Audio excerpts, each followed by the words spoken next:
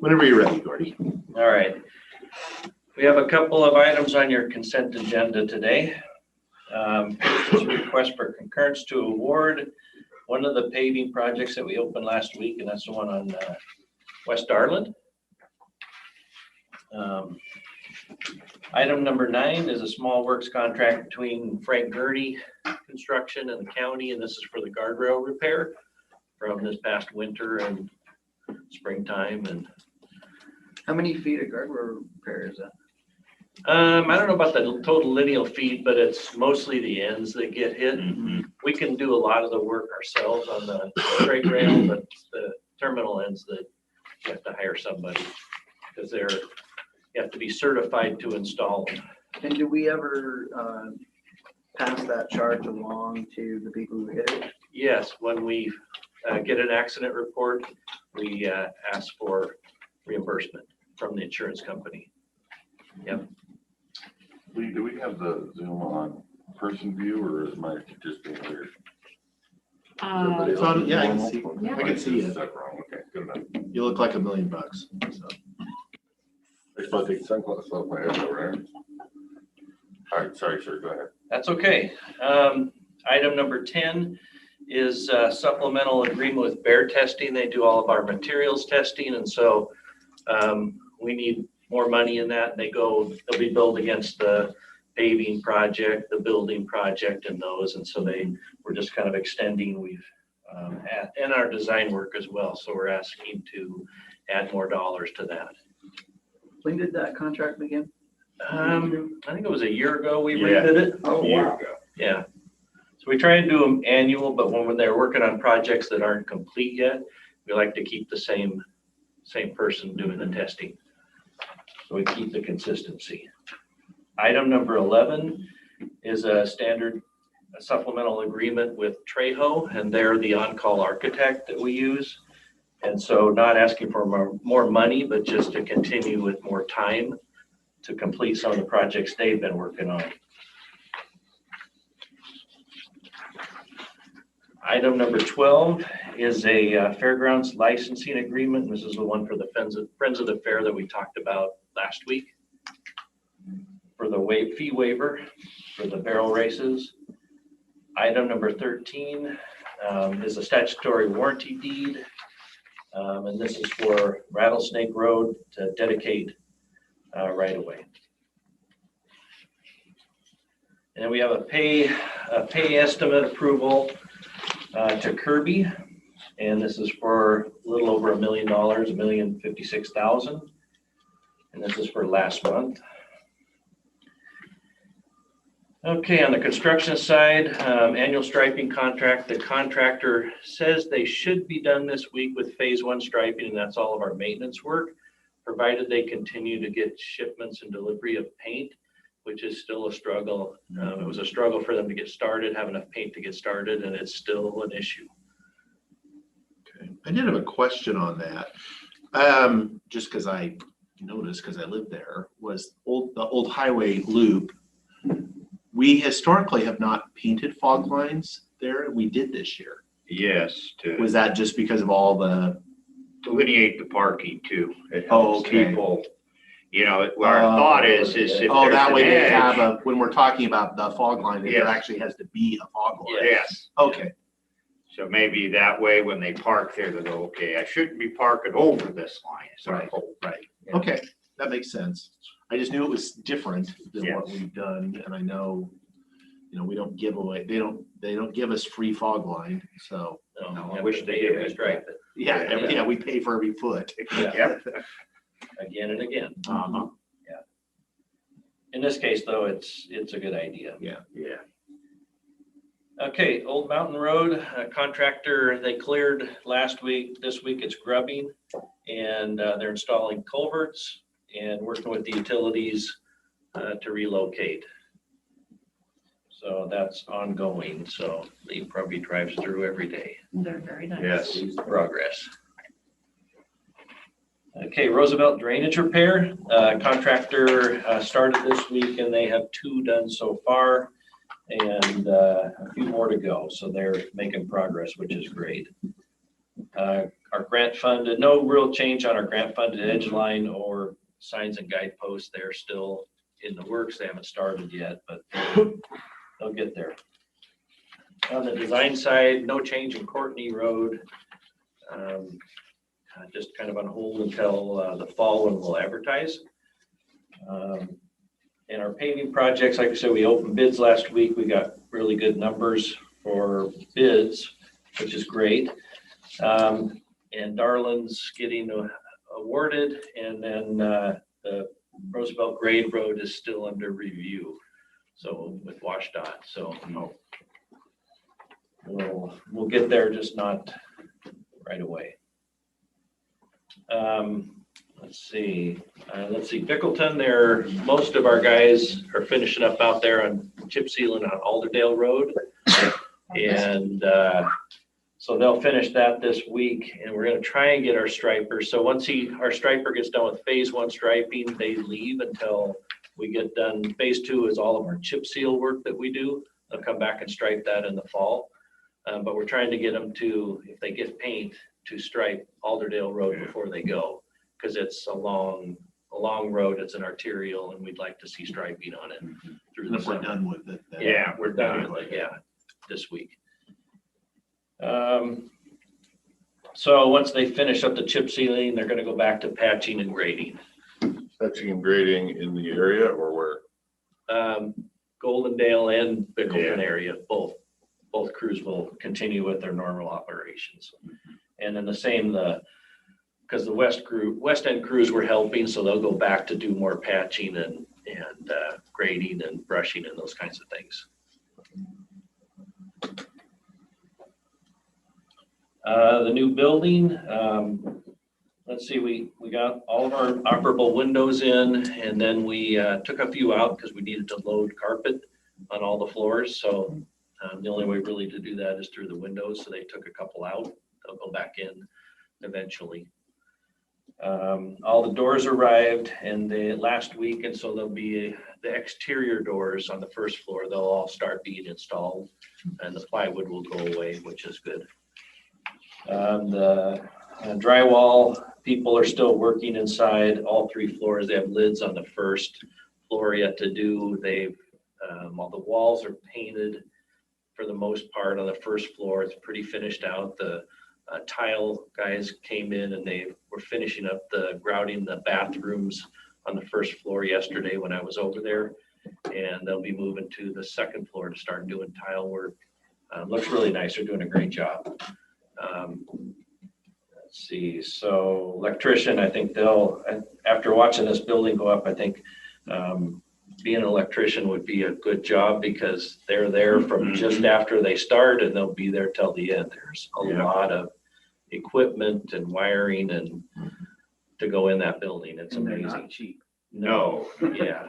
and it's usually inside. Yeah, It's it's dry, yeah. warm. It's clean. It's not clean. It's a nice, Nice trade. it's a nice trade. A lot of opportunity. There is a lot of opportunity. Mechanical work continues. The sprinkler guys are still buttoning it up, and the HVAC people are still working as well. So lots of trades inside. They're starting to do things outside. In the alleyway, you can't really see it from the front, but they're going to pour, I think today, about 40 yards of concrete for the foundations for the 2 generators and the chiller that sit back there. So yeah, it's a lot. I was like, wow, that's quite a foundation. It is quite a foundation. That's going on this week, and then they're starting to excavate the road. We found a few soft spots that'll have to be over-X'd, and we'll put fabric back in, and so that there's structural support. But they were soft. You could see them when I'd walk over them, the ground would move. So yeah, it has to be fixed. Although I did note, there was some decent looking dirt out there. Yeah. It's like Goldendale's got some. Yeah. It's not nice solid dirt. rock. Yeah, it's not a bunch of rock. Yeah. Let's see. So everything else, furniture, all of our outside work that we've talked about, some of it's on hold, the parking lots, working with the city, trying to talk to them now about the Grant Street vacation, the section behind the jail that we'll be requesting that. so we can build our large parking lot in that whole area, including the road, what's now road right away. Courthouse entry project, I don't know if you wanted to talk about Yeah, that. we're gonna start hopefully pour next, the end of this week. We're putting in all the electrical mats now at the east entrance. And by the end of June, we're hoping to have the east entrance completely poured back in place. And then we'll start working on the north entrance. And as you can see, we've cut down the wall. We're not gonna, we needed to do that so we get through to the whole base of where the old existing rail was, because we're gonna put the matching rail. It's part of the the agreement with the grant. But we're gonna pour back it. We're not gonna pour the whole wall back. It doesn't make any sense. You don't need the whole wall there. But we'll pour a cap so it matches the front entrance. Yeah, I got to look in the zombie Got to apocalypse see. vault. So that is, yeah, no, looks good. Yeah, that's interesting thing, especially when we peeled the top off and had that open cap. Yeah. Interesting that it's interesting to me that we have all of this vault, space that's outside the building. Yes. That was just a way to, I think that was a thing, it's like, we don't have any of that on our new building. No. Everything is confined to the footprint of the building, and that seemed to have been a common practice back in the day, when this was built, is that it was a way to get extra space, but it's outside. Yeah. And as we know, we've historically had problems with leaks and water intrusion, and there's a reason you try to stay inside the building envelope and not try to borrow space from the parking lot and the steps. The bunker, we'll put the bunker in the basement, Yeah. not outside, Right. and it just causes problems. But I know from my previous career in the Dalles, there's lots of old buildings, same thing. Where So they built out over. like there's the all porches. this stuff, out overneath, or under the sidewalks, where we would, sometimes even the building owners didn't know. When we were digging through, we would find all kinds of spaces. And if you're ever wandering around in the Dalles, there's, especially in the old part of town, there's lots of, you'll notice these like window, they're crystal. They're Oh, yeah, those little squares. those Yeah. little squares. Yeah. There's space that was to get daylight into some of the walls, and so that's always a telltale sign. Because I always thought, wonder what those are for? Because they're these little grids of The that's what they skylight. are. There's skylights, Yeah. and there's all kinds of, and that's, and I guess a lot of that though, the old part, the main floor is not the town got built up because of flooding. That's a lot of that's really the second story. So it's like Seattle where there's, Right, another town. but there's another town underneath. Yeah. So I've been through some of that, but that was much more prevalent to build these things outside under the ground, which.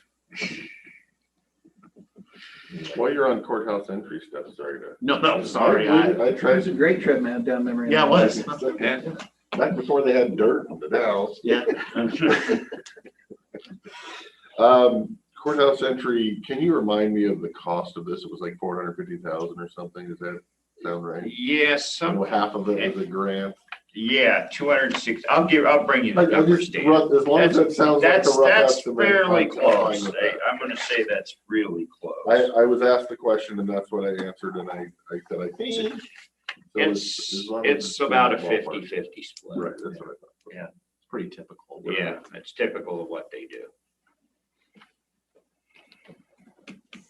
Okay, let's see, fairgrounds, we covered the PA system last week. Painting at the Pioneer Center on the west facing walls outside. Radio sites. We finished Klickitat. It is now up and running. Transfer was over to the new facility, so that's done. And I'm just, the Klickitat is on. We're done with that for the time being. And I'm waiting to hear back. I made the offer after we talked. It'll probably be a few weeks before they get it through all the shareholders and everything to find out if they accepted our offer for Sadis.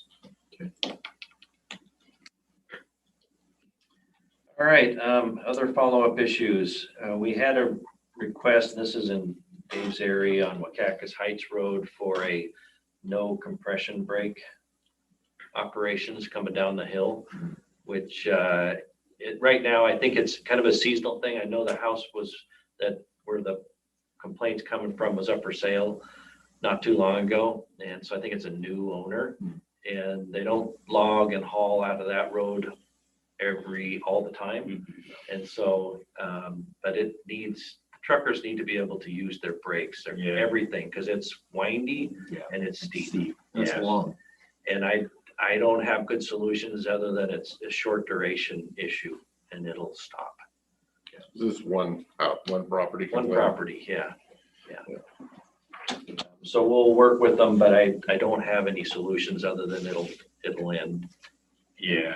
All the old signs that still hang up say no unmuffled compression brakes. Yes. So all Jake brakes now have muffles. They're all muffled. You know when there's one that comes down that's unmuffled. Yeah. That's a Yes. whole nother sign. Can you actually tell them that they can't use any compression brakes? No, use of compression brakes. So it's unmuffled is already illegal. Right. So in some areas though, you don't want them to use them, like you come in off of South Columbus and toward town, and there's a sign that says no use of compression brakes in the city, so it's none. The sign on the west side still says unmuffled. It doesn't say, it says no use of unmuffled going down Pigeon Hill. And it was like, yeah, I can see that, but muffled, I understand, like, we don't want the superette getting smashed again and again and again. No, yeah. So unmuffled are already illegal everywhere. It's just the use of them. In some areas you don't want it. Right. And it might not be necessary, like when you're going 25 in town, probably not going to make much difference. But coming down some of those grades, on the west side especially, you need them. Yeah, you're not getting down that hill without it. No. So for one property owner, you can't stop. Who can No, want yeah. that? It's kind of like moving next to cows and then complaining about cows. So Yeah. I'm sorry, I would just educate them and Yeah, it'll go And away. it's It'll short stop. duration. Yeah, it's very short. Yes. So by working with them, you're saying you're waiting them out? Well, just letting them know that it's not a forever thing, and that Right. Yeah. the logging companies will log, but this is not always the haul route they'll use. Yes. So And it's a safety welcome to the concern. country. We appreciate your business. Would you do one other favor? Give them a copy of the Tips for Country Living. Yep. Yes. That's what I was thinking. We need to add a line on that about long trucks, I think. But on your question, we do leave the signs up that say no unmuffled, just because we have a few people from the other side of the river that come over. yeah, And Oh, and they It's don't not have. illegal. it's not illegal, so they come, we hear about it immediately, so this helps remind them that they need to I be didn't muffled. realize they weren't illegal over there. I don't think they are, because we have a couple that come over Come here. over. yeah, we went through this in the Trout Lake. Yes, Trout Lake a yes, few we years ago. lived Yes. this, When they were hauling down the Yeah. yes, Trout Lake Highway. Drop Lake Highway, ended up, Sunnyside Road. yeah, ended up being a couple people from Oregon that didn't have That were muffled the brakes. troublemakers. Yeah. At least you know they're coming. Well, yeah, It's not like a train where you're gonna get hit. no. All right, next issue on the list is the request by the Glenwood Fire Department to use the park property. So Mochi's looking into it more, but the property was dedicated with the plat to the county for park and recreational purposes forever. Okay. So, but I don't know, she'll give us more information on what may or may not be possible there. I guess I don't understand even what you're talking about there, so you might have to tell me. Sorry. Yeah, well, we had received an email request that the Glenwood Fire Department needs additional space, dirt. Is this next to their fire hall or? No, so this, Separate location. it would be in a separate location. So they were asking about the possibility of a grant from the county for some of the county's owned property there, but they said it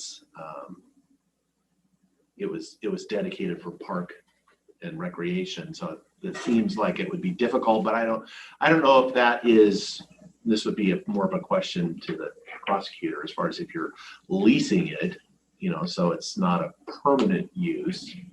Can you get So- around that? Right. This was a gift to the county from an individual. No, it's when it was platted, the Yeah. original town was platted. That's pretty typical, is that you set certain, Okay, you know, so green this wasn't a space. gift from somebody that says, make this a park, okay? Yeah, not like Gooler Park, Trout Lake Park. Right. Yeah, This was, it's part of the plat. Just part of the Yeah. plat, so. So similar to we'll the find Dallas out. Sports. Yeah, Really similar to Dalesport, some of Yeah. that stuff out there, so.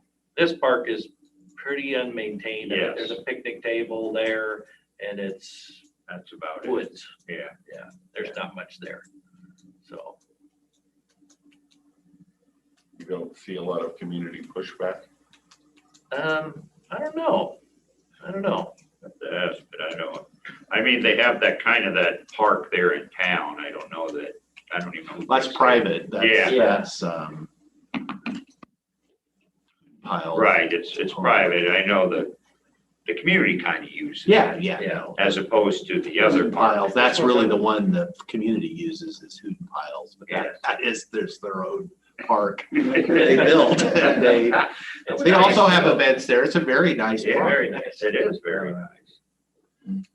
I'm wondering how much space do we have at the shop in Glenwood?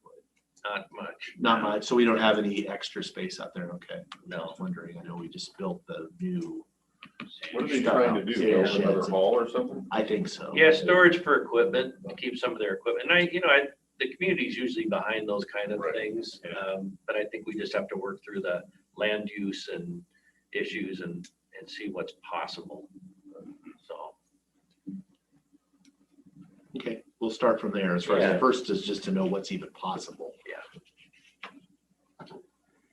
okay, we had a request from the Klickitat County Cattlewomen's Association to use the fairground parking lot to distribute food to the community, and they're asking for a waiver, so there isn't gonna be enough time to process it like the last one that came through for the barrel racing events. So they're not making money, they're just giving food away. And they were gonna do it on the school parking lot, but the school's paving the parking lot, so they needed another I was location. gonna say, I was wondering Short why they notice, fair yeah. this year. It's usually at the school. Yeah, I'm a yes. Yes. okay. You'll see it next Tuesday then. Yeah. With some I'm surprised we charge $50 to use our parking Yeah, lot. we don't really do anything, but you know, it- Right now, that's like 2 steaks. Potentially one. Potentially one. Tomahawk. Yes. And the last one, maybe more for you, I just want to make sure we're kind of to that point where we're order or not order more furniture.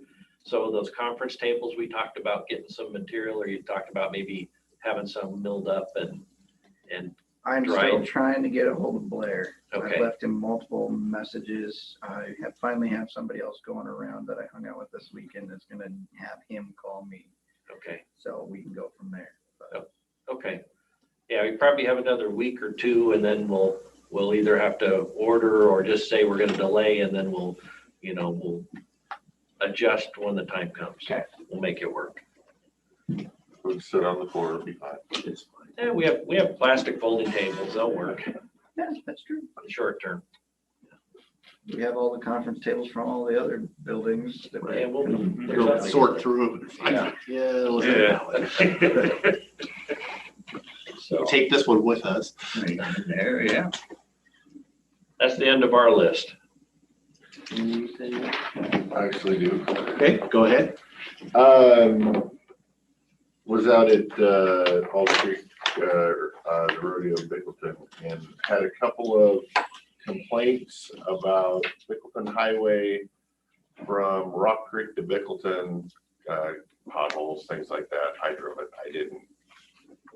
I didn't notice anything, but just relaying that on. Sure. What is our county's current policy? Is there any change to Dallas Mountain Road? Are we fixing Dallas Mountain Road? Are we maintaining Dallas Mountain Road? Or are we letting it go to the, I don't know. I've had 2 different complaints from law enforcement on the roughness And the damaging of vehicles on Dallas Mountain Road. Yeah, so Apparently they hit rocks that literally hit the axle or the lower shock mount on the axle. Well, if it's that big, they should have got out and moved it. it's rough coming up the hill from I haven't driven it. Park Yeah. on the riverside. That Yeah, up section near the is, top. it's- That's always been you're- bad, right? yeah, there. it's, There's some- you're hitting rock tops. Right. And We've never gravelled that road. no, it's pretty much shale and dirt on that section. We've fixed in the top. on this of the- side, it's more like all the way up to the cobbles. top, but we have not, Cobblestone at the We're top. not gonna put any extra rock. yeah. So the county has never maintained that with any kind of a grader to smash those rocks off or We grade or it. to smash it off or something. Yeah, you'd have to build it up or hammer down to remove what the peaks of the rocks. It's the basalt from below. It's a big, it's not a small rock to remove. It's a big So job this to is do the that. dirt wearing out around the cobblestone. Yes, Yes. yeah. Yeah. And that's that riverside up near the top is where it gets It's worse. like a And- mile of it, right? Yeah, maybe 2 miles probably. Where it's bad. But there's Especially 1 there's mile that that's one really where bad. that spring kind of. Yeah. That's really, Yes, that's the really. worst. That's where the real bad So spot. the only two options are paying a fortune to actually build a road in there, or jackhammering the top of the rocks off kind of thing. Yeah, it's a project. It's not a small issue to fix that segment. And, it's been talked about, is that something that we want to do? Because I know there's strong feelings on both, Yes. from both both, sides. fix it or, upgrade it or not upgrade it. It's another route between. Right, I guess I would say I'm not looking to pave it or make it a fancy gravel road. I would just like it usable. Even rugged usable by first responders, law enforcement, fire. I don't want to have to get up there and fight a fire this year and knock off an axle off the back of my truck. I'll trade you that road for Stotts any day. Yeah, I it's drove in far down better Stotts the shape. last Yeah. night. I've driven that one. Go drive Stotts. Yeah. Yeah, I have not been up there, this spring, since this spring over the winter. Generally it's as far as it's very passable. It's in Yeah. decent shape. It gets super washboardy and there's Mhm. but it's like a typical, gravel road on a hill, on a slope in the dry time of the year. It's just really hard to not have it be a bunch of washboards. I don't know, as I said, I haven't been up there to know if the That's it. I rock haven't peaks, looked and at maybe it in it's a year or two. maybe it's Yeah. particularly bad this year. I don't know, because it's hard. You can't really grade that because there's nothing to grade. Yeah. Because you're right on the top of the basalts and stuff there. So Yeah, I drove up, it's been a couple months now and came over and didn't look any different than it usually does up near the top. I'm gonna go take a drive. Yeah. yeah, I mean, I've Yeah. typically gone. I mean, in a car. Yeah. As far as and been fine. You had to use your head as far as through the Yeah, one area through there, but you could do it. it's not fast. That's. No, If you no. want to make it, No, and these complaints were not, like I said, these were law enforcement complaints, and they were not, we want a freeway through there. Yeah. It was, coming through there in the dark because they need to come through there and they're hitting crap they probably shouldn't be hitting. Those were the concerns. Okay. So like I said, I'll go take another peek at it and we can revisit the question. Yeah, Sure, us too. We can take a look at it. we'll look at it. We did do a little fill in your favorite spot around the curve there where it gets really It mucky. gets monkey. We filled that a few years ago because that There were was bad. ruts. Yeah, you could get stuck You could there. get stuck there. Bit of a hike out of there too. Yeah. Did you have anything? I did have, I was gonna bring it up anyway, but I did get a call from some folks. This isn't our issue, but and I'm really looking for guidance of how we can make it our issue or push the issue. It's the intersection of Highway 14 and the old Highway 8 at Roland Lake, where we are just having multiple Yeah, accident after accident, and there is so much more traffic, people trying to make a left-hand turn off 14 to go onto our road, and there's no turn lane, and people are just coming and smashing into the back of people. And this has been an issue for a while, and I don't know how to raise this with WashDOT in a way to get their attention, because we had raised this probably 4 or 5 years ago, and they're like, well, the accident, it doesn't really warrant. And it's like, well, it seems like now we've had 3 or 4 just in, it's at least, it's like one a month now where we have, I don't believe we've had a fatality yet. I don't want us to get to a fatality before, and I don't know if that's, RTC, if I can bring it up at the next board meeting, because I know WashDOT's processes are slow and cumbersome to get on the planning, but this needs to get, because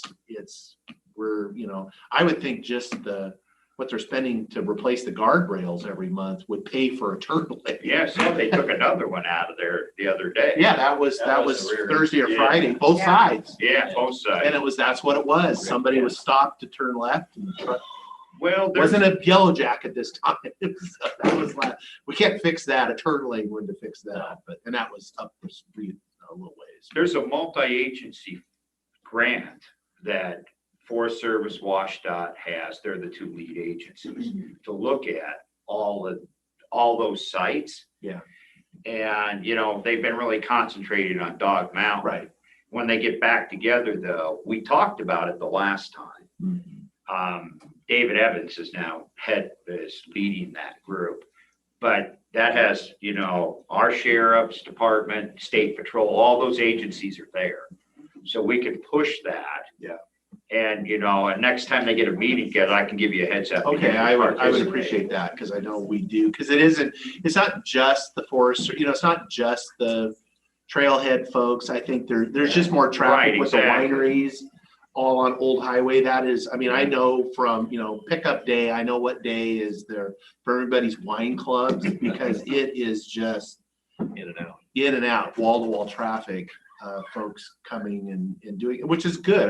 Those are county businesses. We support that industry. We like to see that, but we also need the infrastructure, the facilities. And this is not ours. Our roads are fine. Right. It's the state, it's WashDOT, and they just have to acknowledge.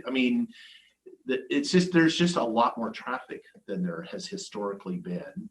And I don't think that's going to change. I think that's the new normal, and they got a plan for it. And yes, they have been super focused on Dog Mountain, and I think they've got that kind of figured out. And it's like, well, there are other places on 14 besides Dog Mountain, and the other is Beacon Rock. Yeah. It's another big, with the new roundabout that's going to go there, which I'm interested how that's going to work. But I was a skeptic of the Carson one, and it Seems to work. seems to work. I've driven through it several times and not I've died. seen some So. pretty sketchy things happen on that one. Yeah. Right. But there is talk about Courtney, and there is talk about Catherine, correct? Okay. And we did, and I brought it up when I said my spiel that, look, we're building that, so we're gonna add more traffic. Right. There's already a bunch of traffic, and they know that. Right. So I think that might be, because they got 2 federal grants to do this stuff. Okay. So they got the 2-4, they ended up with 2 grants. They're both the same. They're that Forest Service access grant. I can't remember the acronym off the top of my head now for it, but Okay. but they've gotten 2 of the grants for that. And they tied a lot of that to safety. Okay. Well, this is So this is certainly the should perfect focus- Yeah, this might time be a to, safety thing. Yeah, I think it's a yeah, safety this is thing. definitely, We're this is the having, perfect venue. once a month, a truck is trying to go in the lake, Or kill somebody. or kill somebody, or somebody in a car that's I was gonna waiting. say, the car's gonna be the bad guy. Yeah, it's gonna be the bad guy. Yeah. Fish and cheese. Yeah, that was, cheese. The fish like the cheese, so. So I'll make some contacts and see when the Yeah, and next see when the meeting next one is, is, and and let let them me know know. that, we definitely want to have a bigger say in what's going on. Okay, thank you. That's all I had. Okay. All right. Thank Thank you. you, gentlemen. Hi, Brenda. Hi. For the next day or so, with your box at the center. Okay. I think we may have to cut off on. Okay. I think we may have to. doesn't have to go But there. that's okay. No, we can work something out with range too. All right. Thank you. Good morning, Madam Auditor. I guess it's a morning. Well, that'll And it's like- Monday. Like Yeah, Eeyore. you know, You're settled yeah. out there. I was gonna say it's a beautiful day, but it really isn't. Kind of. Kinda. As long as you wake up in the morning. That's good. right. What's that? A better above the green than below it. Maybe I gave your copy away to, Yeah. Rob. I will give you mine when I'm done. Man, that Saturday night, I don't know if anybody else, Something how to measure far, on it. what. Did you get hail? Oh my God, what a goalie watcher. Oh, yeah, the goalie washer, but did you get the hail? No, we didn't get hail. It hailed up, covered the ground. Oh, I do have an extra, my gosh. Did it get this far? Just rain. not Just the hail. rain, not We were hail. watching the lightning strike. Yeah. The only fire was at the aluminum plant. Well, good morning. Good morning. So we'll cover elections first. We're already into the primary. UOCAVA ballots are going out here soon, this Friday. Everybody else's will go out the 14th of July. We have a local voter pamphlet that has been prepared. It'll be mailed with each ballot per the new law that, yeah. So we'll see how this goes. And primary is almost countywide. We have most of the county except Trout Lake and a portion of the east side of the county that are not included. So we have Hospital 1 with a bond proposition. And then anytime there's more than 2 candidates for a position, they go to the primary. Otherwise, they go straight to the general. So we have 3 of those school districts, Lyle, White Salmon, and Prosser, because a portion of Prosser comes into our county. For clarification, one of the city council seats in Goldendale has 2 people, but they won't be on the primary, they're gonna be on the general. True. Yep, if they had a 3rd one filed, then Then it would be correct. yeah, so. No, I don't have anything else into there. I don't know why I moved that. So last week and this week, we're attending the elections conference virtually. There's 3 days out of each week that they have an agenda for us. Normally it's a 4 to 5 day conference where we get the majority of our hours needed for our election certification, which is required by state. Is that working okay as far as the virtual for the training? It's better than nothing. You know, yeah, I don't particularly care for it because in my particular position, now staff is fine with it, but I jump up and I deal with this or deal with that, and then I come back and I miss stuff, you know. Yeah, they're recording it, but am I gonna sit down and listen to the whole thing to pick up the 10 minutes I missed halfway through? Probably not. You know, if I was there in person, they would have my undivided attention. Right. So, yeah, there's mixed reviews on that. You're trying to watch it live rather than just let them record it and then go back and then watch it as you go? Well, it's interactive. Oh, okay. Yeah, so, you know, if you have questions, yeah. So it's hard to be interactive if it's already recorded and over. Sorry, if you were doing it in person, you'd still be getting phone calls to fix it too. Probably not. You know, Heather's on vacation right now. She'll be back Monday. So, you know, she would have the same issue if she were here, you know, and I know she's listening. So, but, And she's on vacation and listening. well, she's doing a combination. So It's not really You've got no it's excuse. not a No. whole vacation, no. That's not a vacation. It is not. It is partial work and partial vacation, No. so. That is, But this is something that's required for our certification. So she's making sure that even though she took this time, she's getting her continuing ed in. Okay. This is not, well, seriously, we have to have it. Yeah. You know, it's Is not. it every year or is it? We have an elections conference every year. Last year it was virtual and that was kind of something it wasn't as good as this one this year, but yeah. So, you know, any other questions on that or the election? So all election staff have to be involved? But yeah, you're supposed to be certified. Well, the full-time staff that are certified, we're all administrators. So, you know, it doesn't hurt anybody else to take it, but I'm not, yeah. Anyway, we have 4 casuals. and I don't know what their schedules are. So, finance, the annual report was filed timely. State auditors, as I sent an email out to you, they'll be here the week of the 5th, which that's a holiday, so the 6th, and their goal is to be done, mostly done, not totally done, by Fair Week. They said it'll be mostly remote. So I said, we're happy to have you. Just let me know if you're coming so we have a space for you. So I don't know what mostly means. We mostly have a building for you. Yeah, we had mostly. So anyway, that's where we're at. They sent us a list that I've got to get out so we can start working on things that they need. They sent that earlier this week. So, it's just going to be a busy time. And so far as license, do you have questions on finance? Anything before I go on? Okay. So licensing, as I mentioned last time, state was having trouble with their inventory supplies because Walla Walla and their supply area, all of that. That's better, but it's not at 100%.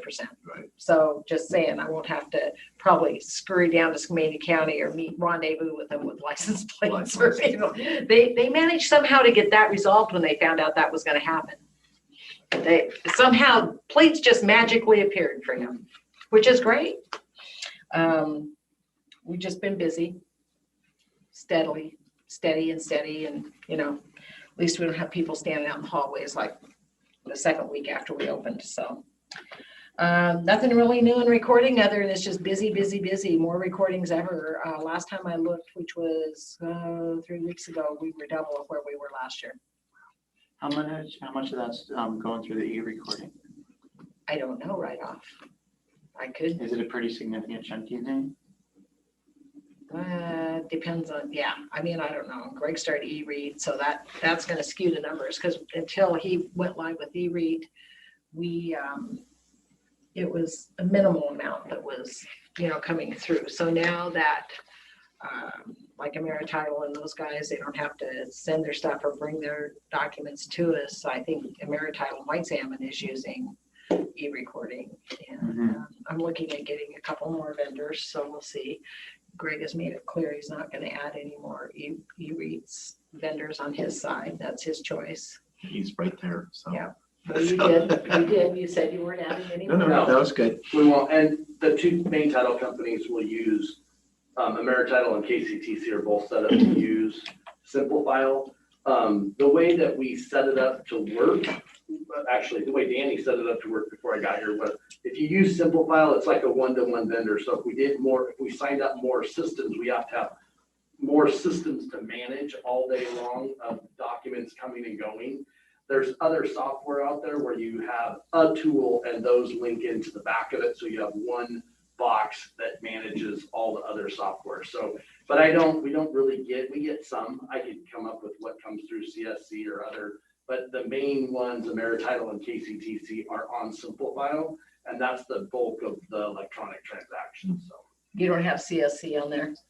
we process them manually. Okay. I mean, They come in, but they come in, but we don't have their system, their e-read. Wouldn't be Okay, electronic. all right. Right now we have Simple File and CSC, and I've had 3 other vendors approach me, so, it's not a big deal, really, to get it, and, whatever. It's a convenience for our customers. When did What about for us though? Does it speed up the ability for our recording staff where we're running double the amount we were last year? How can we keep up with that? Electronic is basically the same. You go through, you look, you count the pages, you make sure the margins match, you make sure everything, so it's electronic, you just don't have a piece of paper.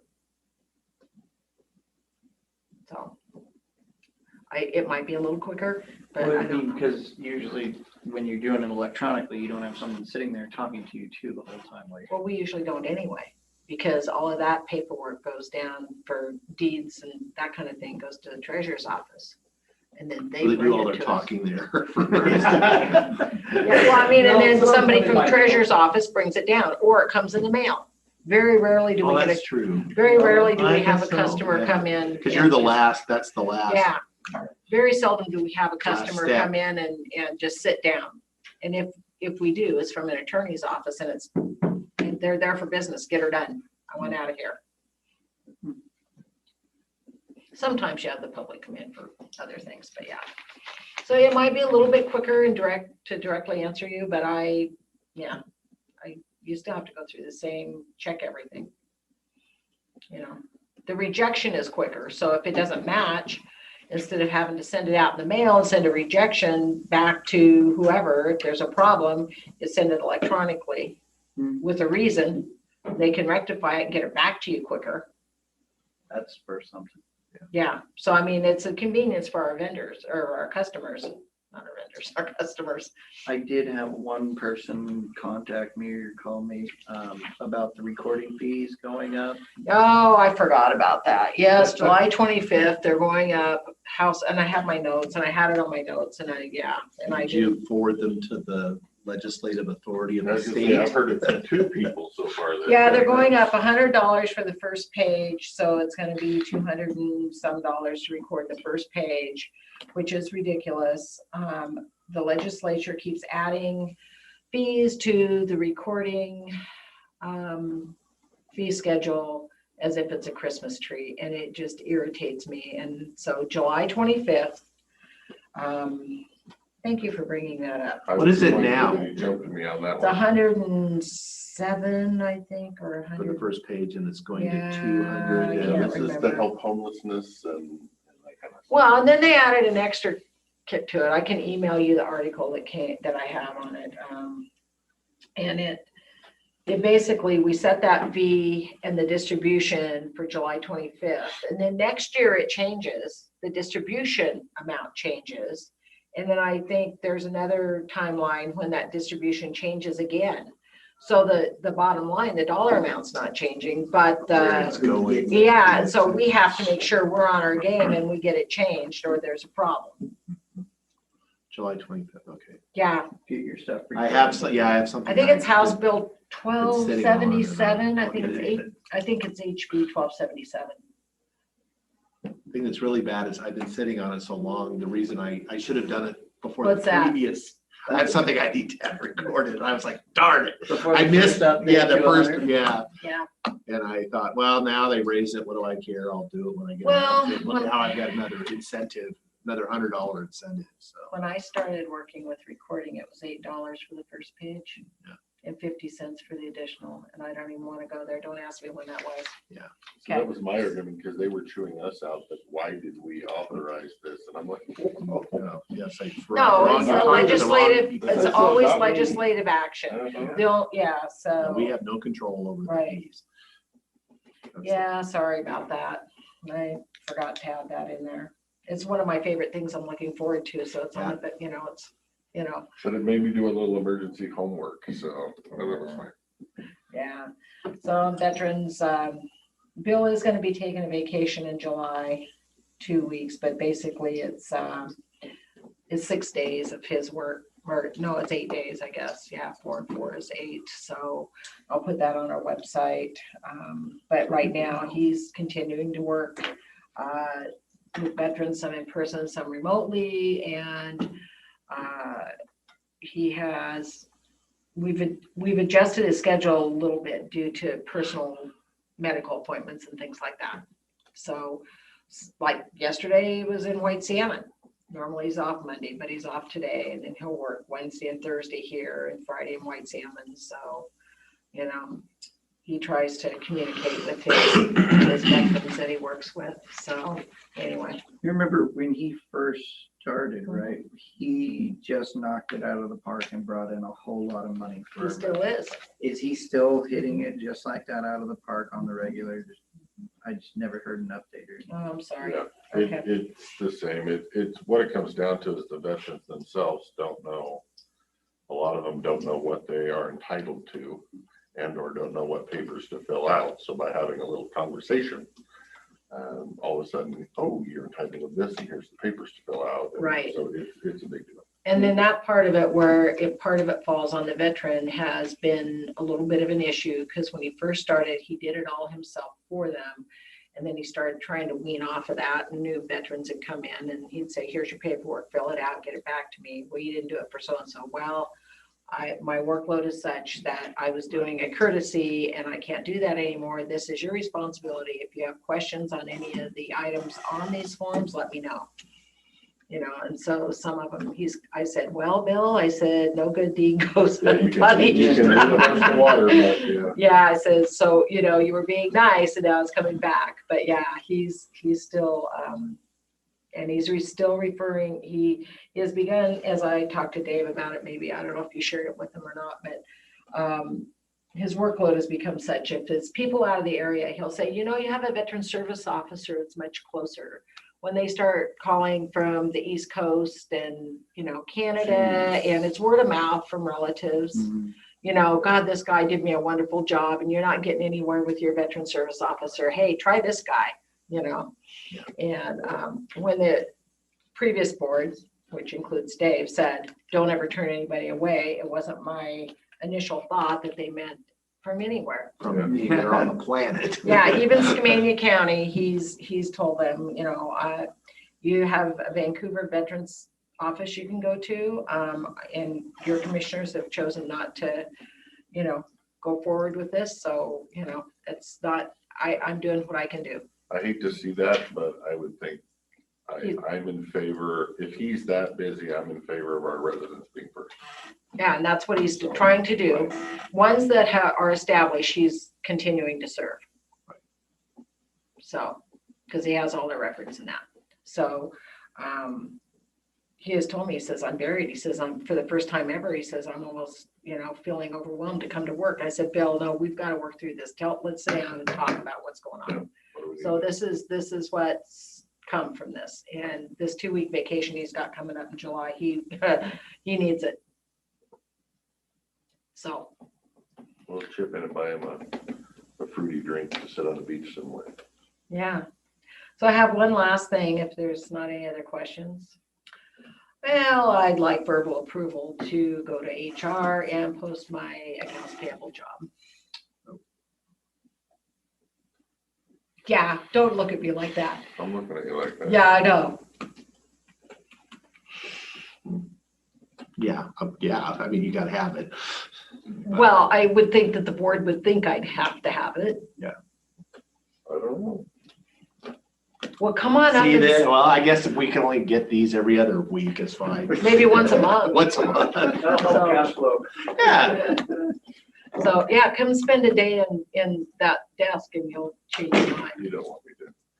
Oh, yeah, we'll try to train you. Just like we would a new employee. Lateral transfer, I can move over there. Yeah. Sure. It could be, it's a career opportunity.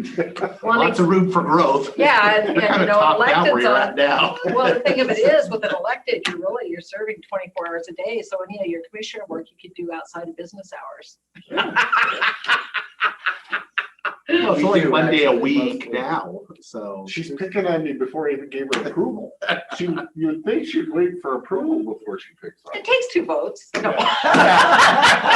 I'm sorry, Dan, I'm kidding. I found that out here. I found that out. I'm just kidding. How could I pass that up? I'm easy. I'm just the token whipping boy over here. I'm fine. No, I'm good with it. You're my approval. Okay, I assume you're okay. all 3 of you. Thank you very much. It was not my best way to start my day, but that's how that is. So, you know, it's life. Sure it is. You just laugh. It's always good to laugh. Yeah. Laughing's If- good for you.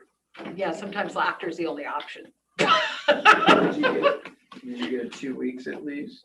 Okay, well, that's. 26th. Okay, thank you very much. I All right. appreciate it. Enjoy your day. Yeah, I'm planning to. Okay, see you. See you. See ya. Mr. Treasurer, had anything you wanted to add No, I before was this just- afternoon? No, I just moved down with them. Thank you. Okay, see you later. Well, that's new. They're starting to stock in person rather than just on the. Yeah. On the Zoom. The world is returning. to It is normal. returning to normal, so that's good.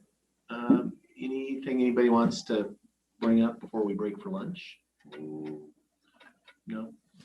All right, well, we will recess for lunch. We will be back at 1 o'clock. I was gonna, if you boys are okay with it, I was gonna extend it. We did. Okay, I will call the meeting to order. Let the record show that all three commissioners are present.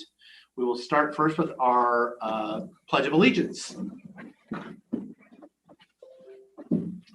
I pledge allegiance to the flag of the United States of America and to the republic for which it stands, one nation, under God, indivisible, with liberty and justice for all.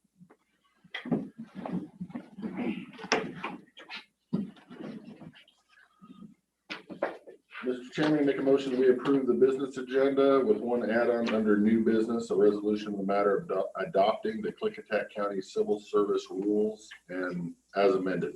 Mr. That I will make second the motion. I have a motion, a second on the business agenda with the one add-on. Any discussion on that? The bumble. Go ahead.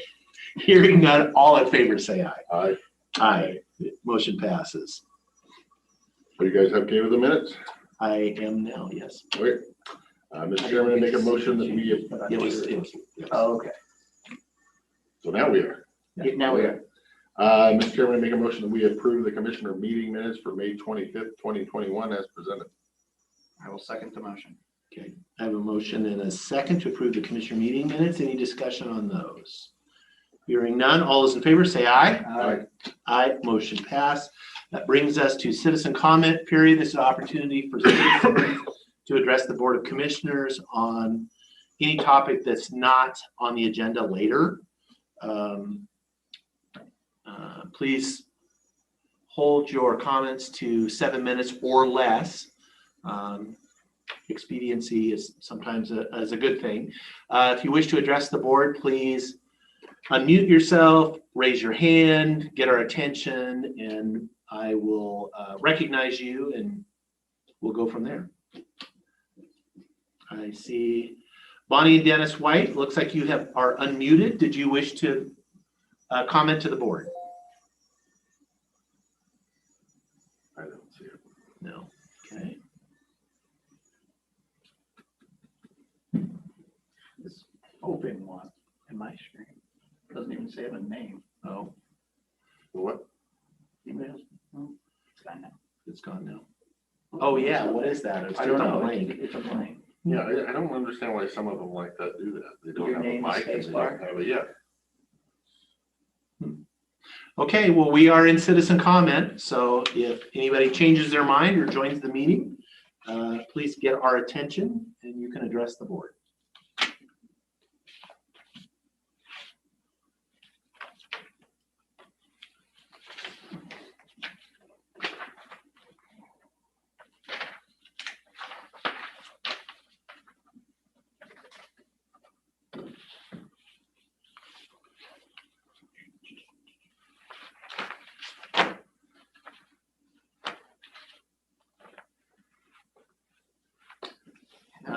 Folks, did people have a chance on this letter for the McCads going after the USDA Rural Development Business Grant Program, the $2 million?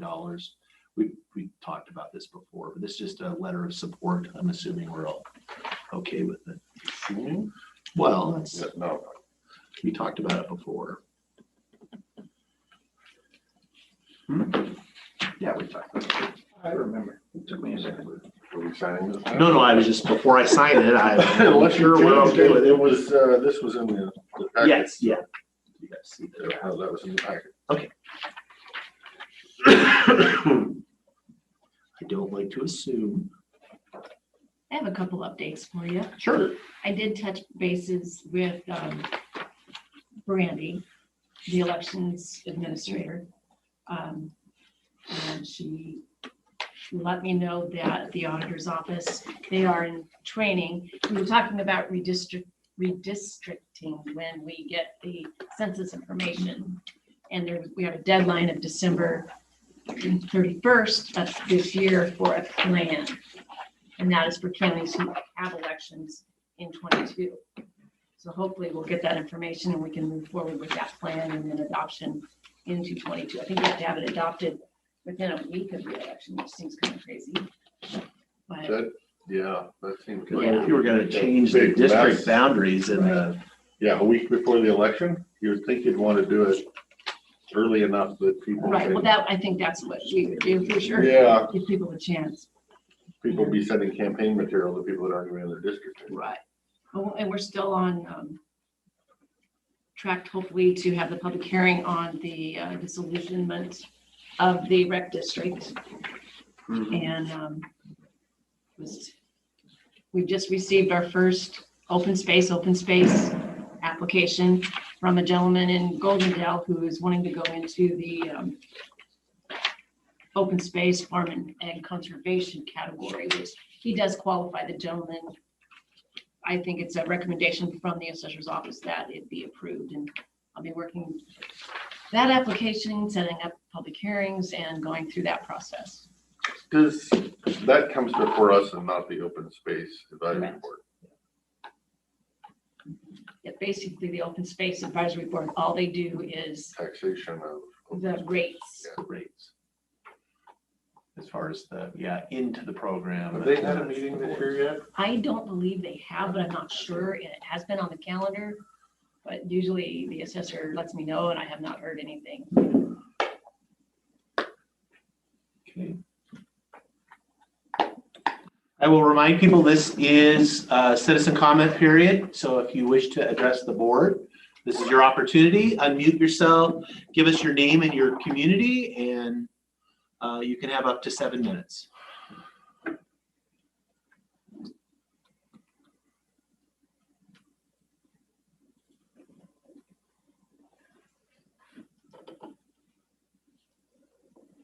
Not seeing anybody. Oh, wait.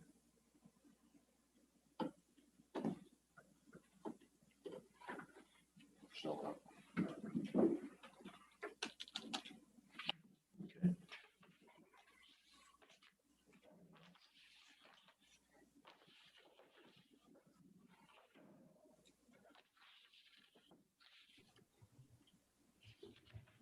Sherry's unmuted. Oh. Sherry, are you unmuted? I am. Good afternoon, gentlemen. Sherry BoCC from Houston. And I wanted to keep the conversation going in regards to how the Klickitat County processes conditional use permits and the language of which the codes are written, the ordinances are written, the process, how it happens. And again, my hope is to find a way to save taxpayers money in this process that the county goes through with conditional use permits. So I had asked before, how does a citizen go about, putting in a suggestion for changing language in a Klickitat County code?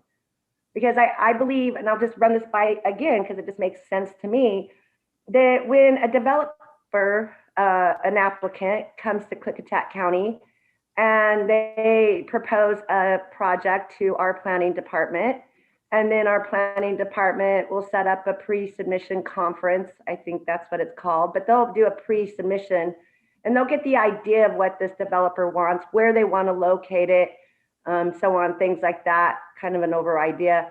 And at that point, if there seems that, that this applicant is asking, excuse me, for a conditional use permit, and that means, they need special whatevers.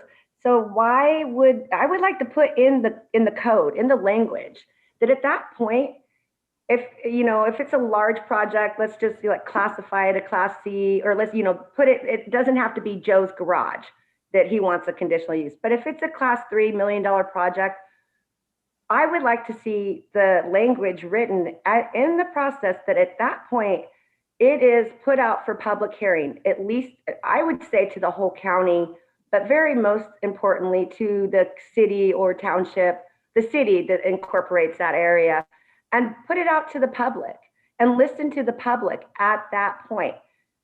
Because at that point, if you really do listen to the public and their concerns, and if they have legitimate concerns such as the road isn't county standard and people will die because if evacuation needs to happen with the wildfire, people can burn to death in their cars. So that happened in California and that happened. So we are nervous that maybe this project could happen to us, or, and you listen at that point, pre-submission hearing and a public hearing. I just want to get to brass tacks. That should be how a conditional use is presented to the people. Otherwise, the way it goes now, you have a hearing or a pre-conference with these developers. You tell them, oh yeah, this might be a problem, shorelines or whatever. And then they go to work. These developers go to work. They start investing their money on certain, traffic things or whatever they need to do. But the citizens know nothing about these projects until the county says, oh, we've determined this has no significance. And our only choice at that point for feedback, for input as the citizen, is to make comments and appeal that decision. So I just think we could save a lot of money that if we had a large conditional use, a project that wanted a conditional use permit, it was put out to the county put out to your citizens right away, listen to them sincerely. If they do have sincere environmental things that they see are wrong, that needs to happen. And then the county would not go forward with this developer. They would say this to the applicant: we're sorry, it doesn't fit, X, Y, and Z. You can't get the water, it's in resource lands, all these things, the road's not right. And then right there, the county would stop spending our tax dollars that pay our county employees. They would stop spending our tax dollars working with this developer, because they would see right off at the beginning, this project wasn't going to fit. So everybody listening to this call needs to understand that we are wasting a lot of taxpayer dollars when we go forward, not the citizens, when the county moves forward with projects requiring a conditional use permit, and nobody, they're just working with, at this point, the county is working with the large developer. And I just want to put this out here. I've talked to some people that want to do their own little projects, such as wedding events that have a small scale. They live locally. They would take care because they have interest in the community. It would be great projects, and there's hoops in the roads they have to have done. They can't afford to redo roads, but yet nobody's talking to Undercanvas about redoing any roads or anything like that. So when you're working with a big business trying to push through a conditional use permit, and you're not listening to your citizens, even at the comment period, it's clear to see who the county's working for. And our taxpayers are paying you to work for us. So we should know in the very beginning, stop hiding these, large, like the solar farm. Nobody would know about this because it wasn't put out to the public, and they are asking for a conditional use permit, the Knight Road. That should have been put out right away.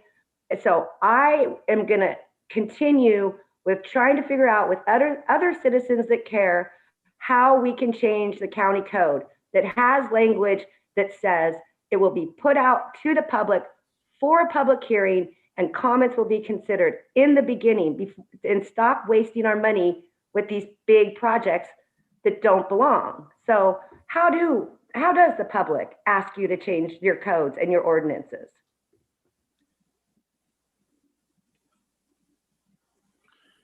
I see that they're amended all the time, so it's possible. How does the public have that conversation to amend the county codes that fit the public's interest over big business? Okay, Ms. Bosque, we've had this discussion multiple times.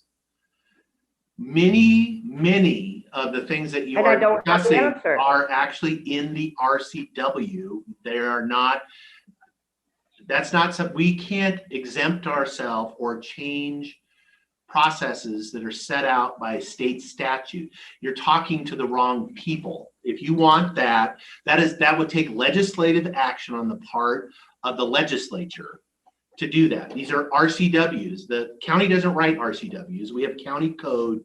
I'm talking about dictated. Okay, let me please, ma'am, I'm speaking. Actually, your time is up. I'm going to continue.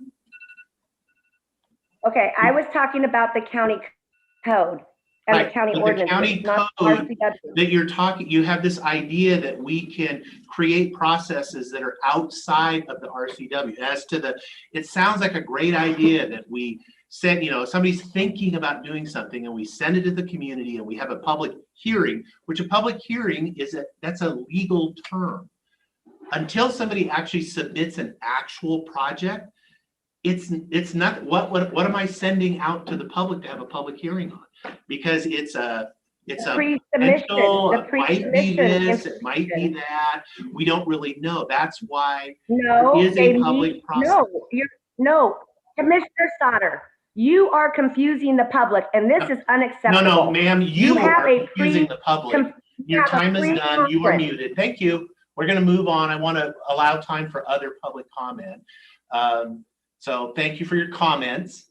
And that's what those are. They're comments. So we will now move on. If there's other folks that want to have access to the board, this is your opportunity. We do have somebody in chambers.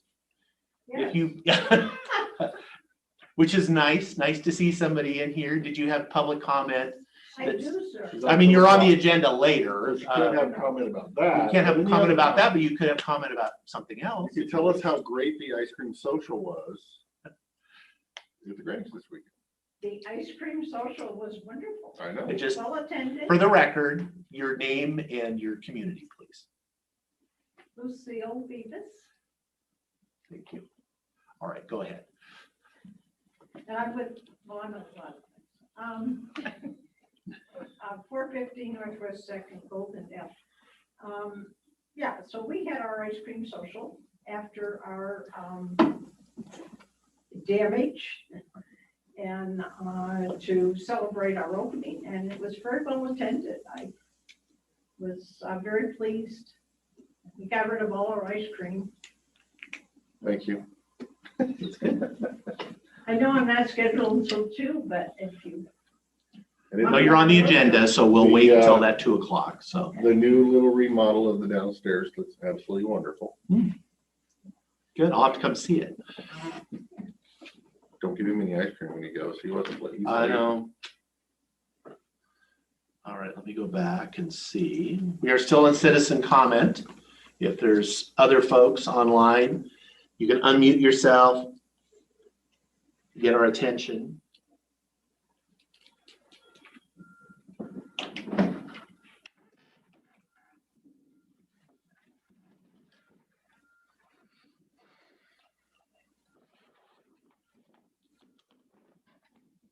Not seeing anybody. Nope.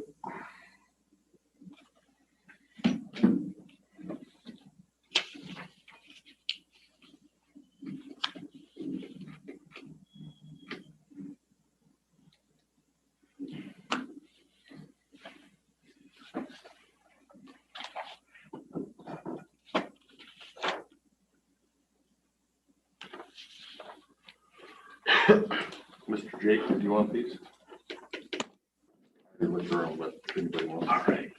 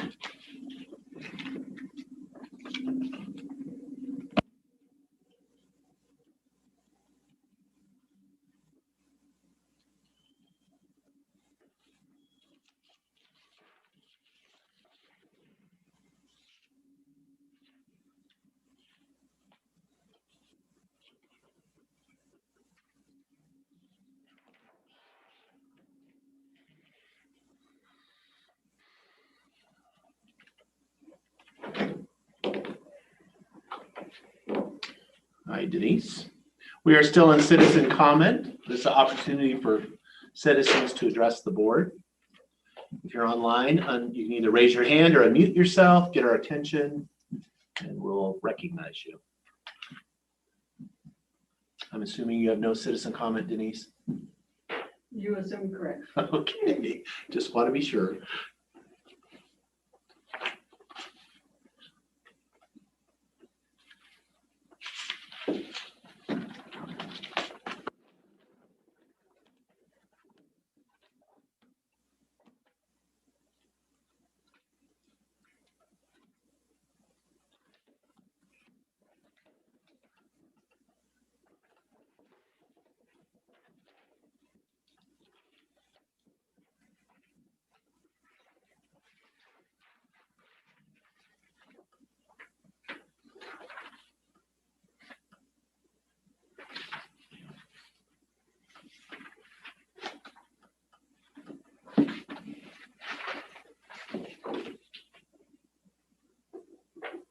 Lee, I was just thinking, if we don't have citizen comment for the next 10 minutes, you could probably press the record off button so that, you know, whoever has to watch it doesn't have to sit there for 10 minutes. Watch Oh, us. yeah.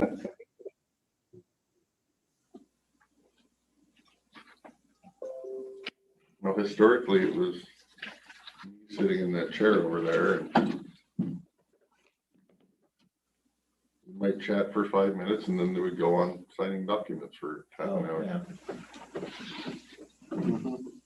We have much more participation now that people can zoom in. Now that it's Zoom, you don't have to sit here for the whole time. Yeah. I think that will. Do you use Zoom as well?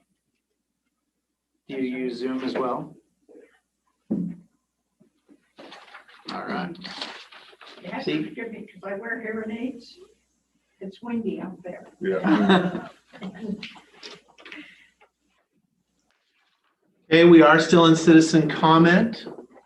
So if there's anybody who wishes to address the board, it's your opportunity.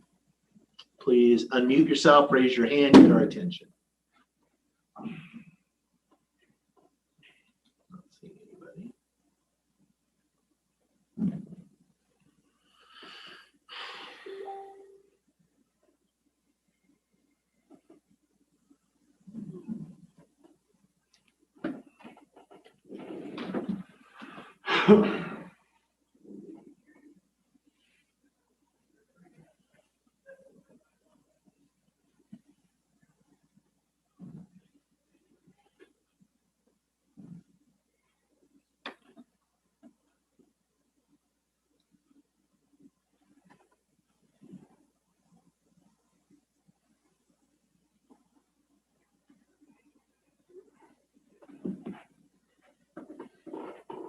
I'm gonna pause the recording.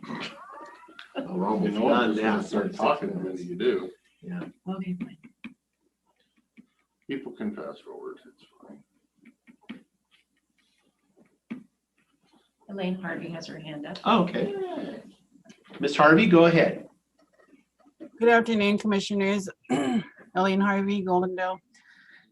I just wanted to make a statement about all the approvals and MDNSs of the short plots in the county. Okay, go ahead.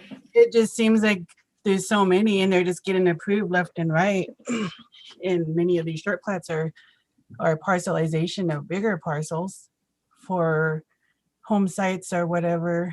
And how many exempt wells are the county gonna allow? I mean, is that taken into consideration when you guys are making your decisions about these short plots? I mean, how many exempt wells can the watersheds handle, especially with climate change?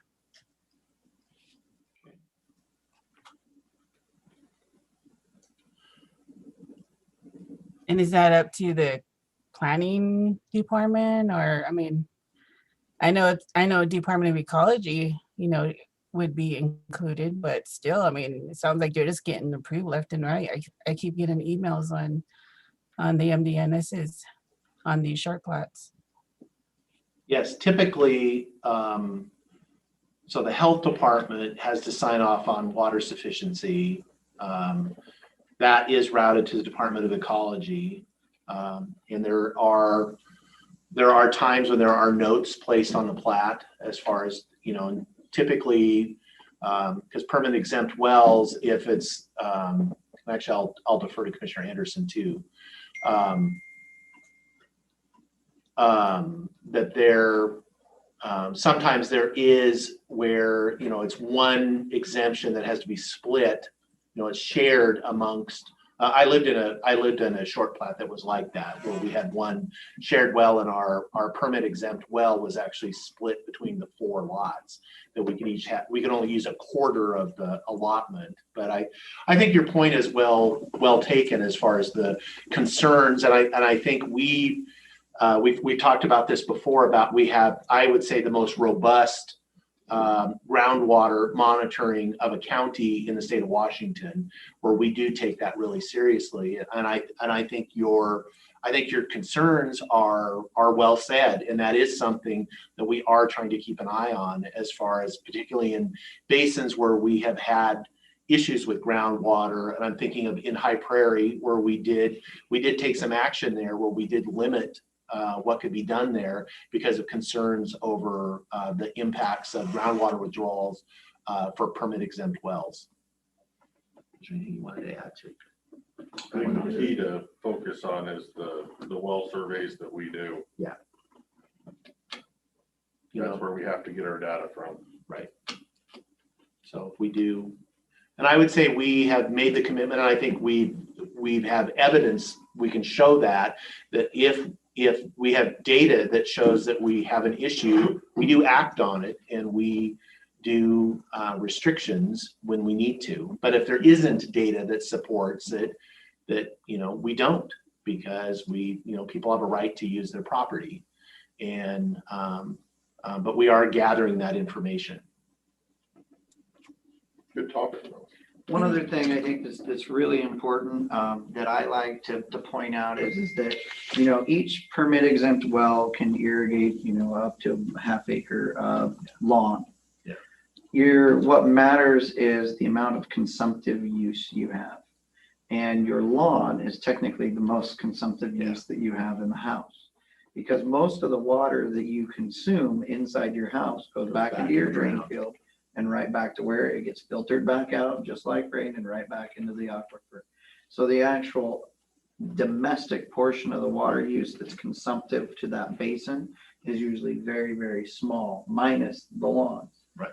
And then you look at places like High Prairie, and most of the people in High Prairie don't even have lawns, because they do. And I think anywhere east of the Klickitat, the people do a really good job of conserving water, because it's on everybody's mind.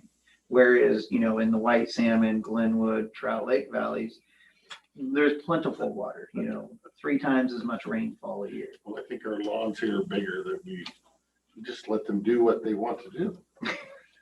Okay, you're calling them lawns. Yeah, that's called a pasture. It's called a pasture.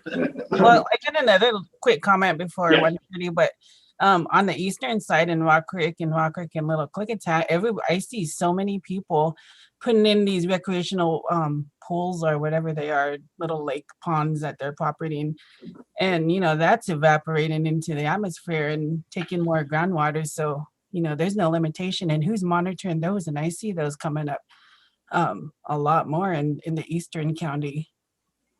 Are you talking for stock watering, or are you talking for visual appearance, or are you talking for swales as infiltration galleries? Because there were some that were built that were infiltration galleries using federal dollars, I don't know, 15 years ago, so that, you know, during rain events, the water would fall into that swale. They're practically, you know, push-up swales, like by D8s or whatever. And then that water would percolate into the aquifers, so that Rock Creek would have greater flow during low flow. Right. Some of it was intentional to preserve water. The ones I've seen and noticed are like they're more visual, for visual aesthetics, or they're for recreational. But yeah, I just think, you know, those are up on the rise, and people aren't conserving water as much if they have all these little lakes and ponds next to their property or their house. And just a comment and observation that I've been making over the years. You know, we don't have anything on the books that deals with those. The closest we come is, you know, your dam, anything over 10 acre feet, then you have some sort of interaction with the governing bodies. But like if you just build a little swale, in a running creek, that can be a big issue because, then you're within an S stream or whatever, and you're doing stuff. But if it's an ephemeral stream, there's so many of them all throughout the county. Okay, thank you, Ms. Harvey, for your comments. I'll look into it more, Elaine, too. Okay. Okay, we are out of public comment. This is a time we've set aside for public hearings, public meetings, and bid openings. We will start, first is a public meeting to consider approval of short plat 2020-15 within the White Salmon vicinity, applicant Joshua Combs. And we will have a brief staff review from Denise. Okay, good afternoon. What we have here is short plat 2020-15 is a proposal to create 4 lots from parcel 031023070311/00 in the White Salmon vicinity. The administrative review of the short plat has been completed. Signatures have been obtained from the road, health, and planning departments and the treasurer's office. All conditions attached to the preliminary approval have been met. If the board finds that it's in the public's interest to approve the short plat, a motion needs to be made granting final approval of SBL 2020-15, applicant Joshua Coombs. Okay, thank you. Any questions for staff? Just wanted to, I know I talked a little bit with the applicant over the course of this. He brought it forward during public comment. Remember when he was talking about the infiltration and with Gordy and the bioswale or whatever. Bioswale, yeah. And that got resolved satisfactorily to everybody, I hope. Yes, including they did the have applicant. Bell Design, or not Bell Design, but Pioneer. Pioneer, yeah. The designer of the drainage system signed off on that. Okay. So that was followed through. Okay. So they didn't extend that pond. They just signed off that said it would be adequate for this development. I believe they were gonna do some. They minor did do some modifications. modifications, I believe. Exactly what they are, I don't know. I have them here. But the The public engineer works they signed said off. it The public Yeah, works they signed off, did. the engineers signed off. I just want to put it in the record that since It something that was, came it in was front of in us. front of us. Yeah, it was evaluated again and by another designer, just to make sure. Well, that's what I thought he was gonna send it out to a second opinion essentially. They did. They did, and they did. Okay. Mr. Chairman, I would make a motion to approve short plat SPL 2020-15, parcel number 03-10-2307-0311/00 within the White Salmon vicinity. The applicant is Joshua Coombs. Okay, do I have a I second? would second the motion. We have a motion and a second to approve short plat SPL 2020-15. Any discussion? Hearing none, all those in favor say aye. Aye. Aye. Aye. Motion passes.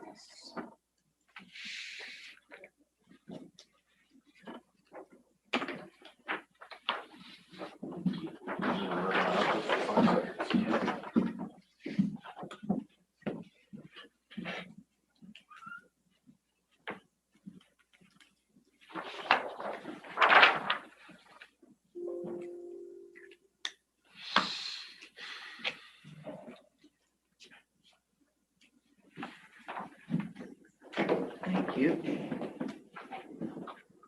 Okay, our next order of business is another public meeting to consider approval of short plat SPL 2020-19, parcel number 04-10-361-0501/00. The applicants are Rudy and Karen Derricks. We will have a brief staff review. Okay, short plat 2020-19 is a proposal to create 4 lots in the Houston vicinity. Applicants Rudy and Karen Derricks. The administrative review of this short plat has been completed. Signatures have been obtained from the road, health, planning, and treasurer's office. All conditions of preliminary approval have been met. If the board finds it's in the public's interest to approve this short plat, a motion needs to be made granting final approval of SPL 2020-19 applicants Rudy and Karen Derricks. Okay, thank you. Any questions, staff? I didn't know this one. I'm fine with it. I'm assuming the setback from the existing, the 5 foot between the garage and the new lot line is, I'm sure it's fine. It's close there, that was all. Yeah, Yeah. I'm sure the surveyors would have Yeah, got that line. in the Reiner's right well place. aware of Yes, setback. yes. building setback. Okay, thank you. That was my only comment. If not, I'm ready for a motion. Mr. Chairman, I would make a motion to approve short plat SPL 2020-19, parcel number 04-10-3618-0501/00. Within the Houston vicinity, the applicants are Rudy and Karen Garris. I would second the motion. Okay, I have a motion and a second to approve short plat SPL 2020-19. Any discussion, any further discussion? Hearing none, all those in favor say aye. Aye. Aye, motion carries.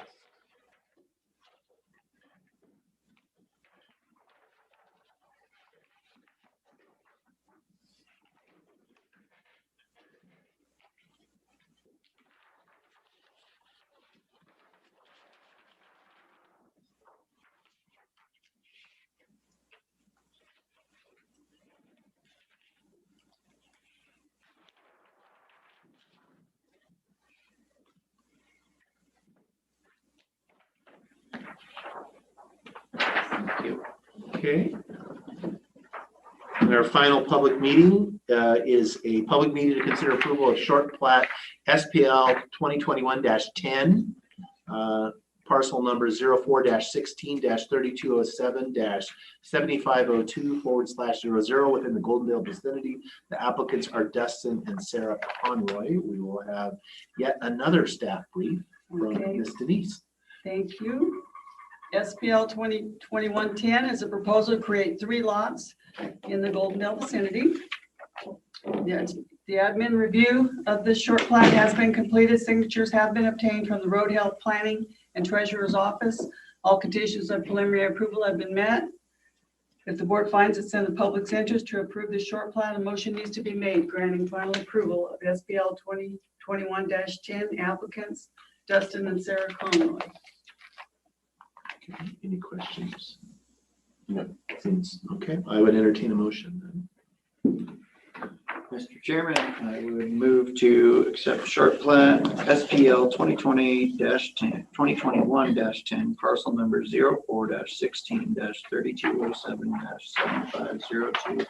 04-16-3207-7502/00 within the Goldendale vicinity. Applicants Dustin and Sarah Conroy. Okay, we have a motion and a second to approve short plat SPL 2021-10. Any further discussion? Hearing none, all those in favor say aye. Aye. Aye, motion passed. You're filling up that area down there with those 5 acre parcels.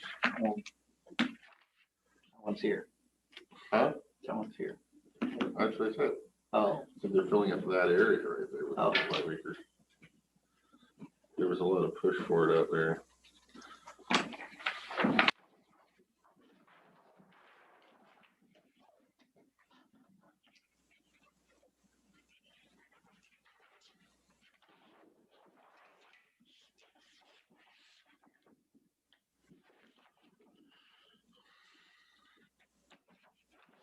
Okay, we're running slightly ahead, but next up is Administrative Services Director, Mr. Van Cleve, and Fiscal Manager Jen Bartley, budget discussion and presentation of new financial reports for the general fund. Once we get Denise out. Yeah, I don't want to get this messed up. No, keep those in We're gonna order. need a bigger clip. Yeah.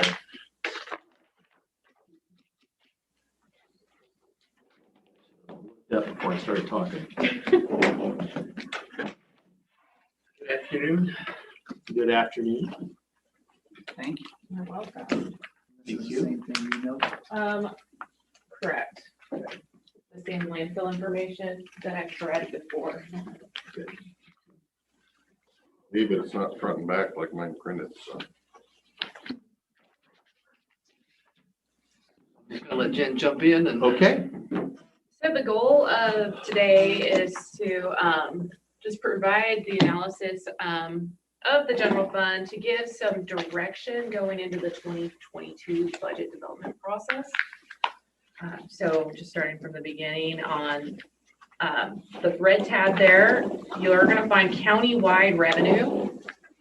I did a 10-year historical analysis. These numbers that I came up with from 2012 to 2019 are the SAO's annual report numbers. That's where I pulled them. I couldn't get 2011 and 2020 yet off their website, so I did pull those from our financials software. I also, in 2020, I did remove the CRF funding out of that equation so that we're just dealing with real money. And so just to kind of go over those. Although we're going to try to spend it like real money, I know. for budgeting purposes. Right. So I did a forecast, and as you can see, the revenue is pretty much flattened out. Okay, that's what we're looking at up to at least 2024. And then another chart of just kind of depicting of, how much of each one of those revenue items comes in, where they're at. Any questions related to that? No questions. So there's a lot of information, we know that, and I think she's just gonna go through all of it, then we can backtrack. I'll try and do it quickly because we don't have a whole lot of time. You've seen the landfill numbers before. I just threw them in there to remind you. They'll probably always be in there of where the allocations are historically, and what the trend is. And then you've also seen the budget to actual revenues. They're updated as of May 30th. Just keep in mind that these numbers are fluid. They're constantly changing. Things go through AP weeks later, payroll goes through, so I can't get month end numbers until after payrolls run the next month on the 10th. So just as long as we keep that in mind, that these are always going to change in some way, usually a little bit. There's also, I was told, a 2020 close and roll that still needs to be done. So the 2020 fund balance might adjust a little bit as well, but I'm going to assume that that's pennies on the dollar, not a whole lot. That's pretty accurate. Yes, it is. Yeah, until we get, we need to do the close and roll to update those Right. numbers. And we just got the report filed. Right. Yeah. So, yes. But I'm assuming close and roll means exactly it's closed. It's once that's done, it's Just done. the month. No, meaning the numbers. So For 2020. 2020. It's not a yeah. hard close. It is not a hard close. When does the hard close happen? Usually after the audit's completed. Oh, okay. I think I knew that. Just afraid I knew Slow. that. It doesn't be a soft It's close. a slow close. Soft close. Soft close, not a hard. Okay. And the last one in the red section would be the expenditures, budget to actuals. Looks like countywide, we are currently sitting at 45% used. Target for the end of May would be 42%. The general fund is sitting at 37% used. The white tab is going to be general fund specific. So everything within this tab, specifically speaking to general fund only, that includes that landfill allocation on the first report, is what is allocated to the general fund.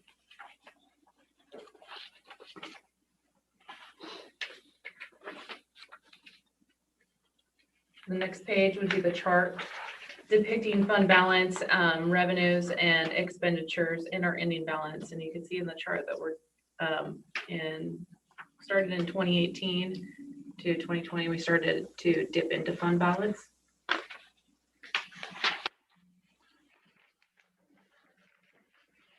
The next chart is really just to give you a visual on what is made up, what departments make up the general fund and how much of their budget makes up the general fund. The remaining pages are department specific. WSU would be department number 1, first one up. So they're all in order by department number. I went back to 2016 instead of a full 10 years, just cut it down to 5 years. I did a 5-year trend analysis and a 3-year trend analysis because of situations like WSU, where if you go back to 2016, they didn't have the 4-H program manager at grade 71. That person was brought in 2018, so the 3-year analysis is going to be more reflective. Did we, historical data, in 2019, it seems like everybody had a pretty big jump and went back. Was there some historical thing that caused all these things? No, it was the year after. The 2020 number is the one that's the outlier. So that makes the trend. Look like it's downsizing when it Right. isn't. Because it was a phenomenon of the COVID year. So we had so much unspent. It would be my guess.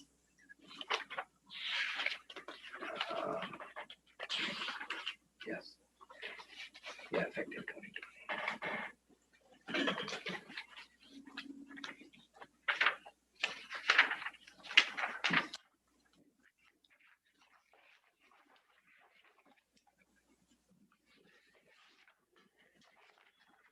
Beyond the charts, I threw the last 4 or 5 pages or whatever that is just the raw data reports, the same on the charts, but it's just whichever way you would like to read it. Format you want to use. Yeah, same stuff. The blue tab is the special revenue funds, senior services, Department of Emergency Management, public health, just an update of those charts that you've seen before.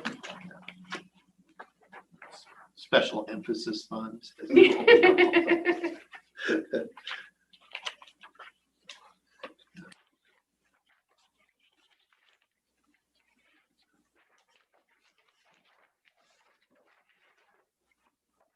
So as you know, and now see, the general fund is complicated.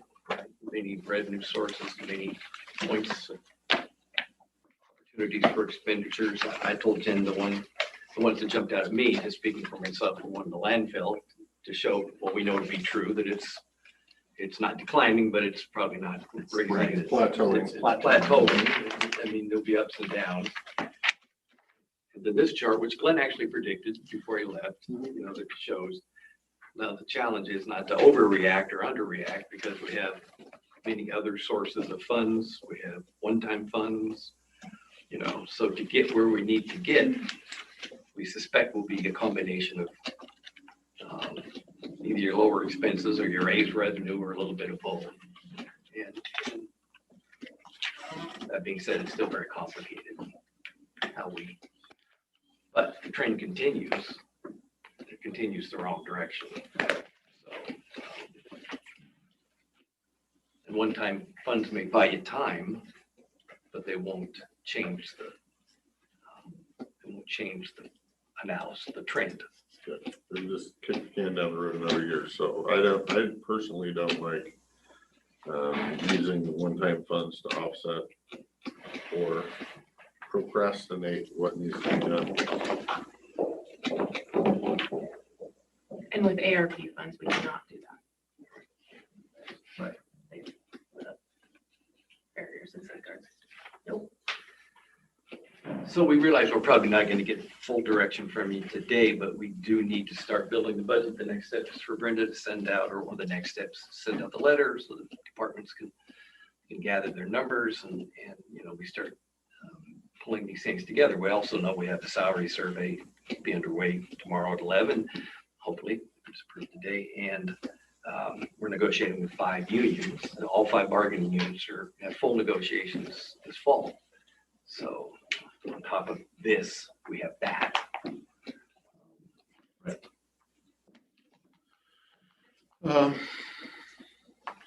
Comments before I'll let you go first.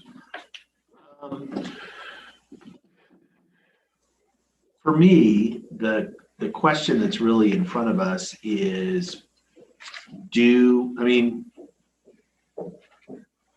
we have to do something in the general fund, and we've known that since 2019. 2020 was kind of a timeout because of COVID, and we knew that we did not want to try to make long-term changes to sustainability because we had no idea. It actually ended up better off than we had anticipated. And we didn't want to make any kind of like a knee-jerk response to what we're going to do. But, that's kind of over with now. And we have good numbers. We have, the trends continue as has been was predicted in 2019, that we have to make some kind of serious adjustment. So the question for me is, how do we do that adjustment? It's as simple as you either spend more or spend less or make more, or a combination of the two. And we have an array of tools that we can use, which we're fortunate we can do that. But I agree with Commissioner Christopher. I'm not interested in delaying, kicking the can down the road. We need to reset ourselves as far as for sustainability in the general fund. And the way we're currently doing it won't work. If we keep doing the same thing, we're not going to get a different result. Nothing's going to change. I think we will see some sales tax, property tax increases with, we're not forecasting increases as far as the solar projects that are under construction now. Those won't hit until we may get some in 2022, a little bit starting. We will definitely see some sales tax going on, but even that is subjective because much of that is potentially eligible for rebate because it's renewable. And we've done a good job, other counties have not, about segregating those out and not spending money that's maybe not ours. And so we keep that so we can give it back if we need to. And so really what's going to be in front of us is what I would like to see as far as the stuff to departments. I think it's difficult to give them direction saying, because if I was doing it on a cuts only, like no new revenue, we could calculate that out, and it's probably around 5% is what you would need to do to rebalance, and that's a lot as far as, because I don't think our FTEs are even back to when we did that before, where we cut 5% out to rebalance the general fund back in 2010. And that's where you see the lines reset. And we always knew, we got about 10 years out of it and we have to figure it out again. Well, even that's complicated because as we talked in the finance committee, to do what we continue to do with the same people doing the same thing goes up, plus or minus $500,000 a year. Right. Just the same program, same services, same FTE. Right. So to cut, a true cut would be to cut back farther than that, as opposed to just a year to year. So that makes it even more challenging potentially. So for me, I don't see a path forward that rebalances the general fund without additional revenue into it. Now, whether that means more appropriation coming out of the, more from the landfill into the general fund and cuts in other places, discretionary things, or, I honestly might as well, again, everybody's got my email address. That means to have a real discussion that has to include, we look at options of the other tools we have, which is sales tax increase, which we have ability, public safety tax things. Again, I think those are things that we need to at least explore. I'm not advocating that, so folks listening, settle down. I've had enough excitement today already. But I'm saying to have a realistic discussion, it can't just be, oh, well, we'll just do what we're doing and this will be really easy. It's not. There is no easy fix to this. And so we're going to have to make some tough choices about, and it could be, we have discretionary money now that we are either putting into reserves, into the road fund, which we're, to my knowledge, are the only county right now. Public Works is running over here right now, even saying that, but we are the only county that transfers money from the general fund or into the road fund. So that, again, that has been a highly successful program, but it is something that maybe we talk about phasing out or slowing down or changing as a way to free up dollars to go into the general fund. So those are all things, but this idea that we are going to do this cuts only, I think we could do that, but I think it would be draconian and it would have definite impacts on service levels to our citizens. And I would really have to be convinced to do that because I did it before and I didn't like Other it. people have, everybody has an opinion, but since I've been here looking, I don't see any departments that are drastically overstaffed. And to your point, we haven't got back to the staffing in some departments. So, there can be no easy decisions. Right. So that's okay. I've said my piece. So let's spread the target out a I little would bit. say I would agree with all of that. We need to be looking at all angles. But if we are giving guidance to department heads on what we want them to present us, whether that's a status quo budget or whether that's backing up X number of percent, I think we need to look at that X number of percent by department and not as a county overall. I mean, not across the board. Not across the board. I think we need to look at it by department because there's some departments I think could spare more than others.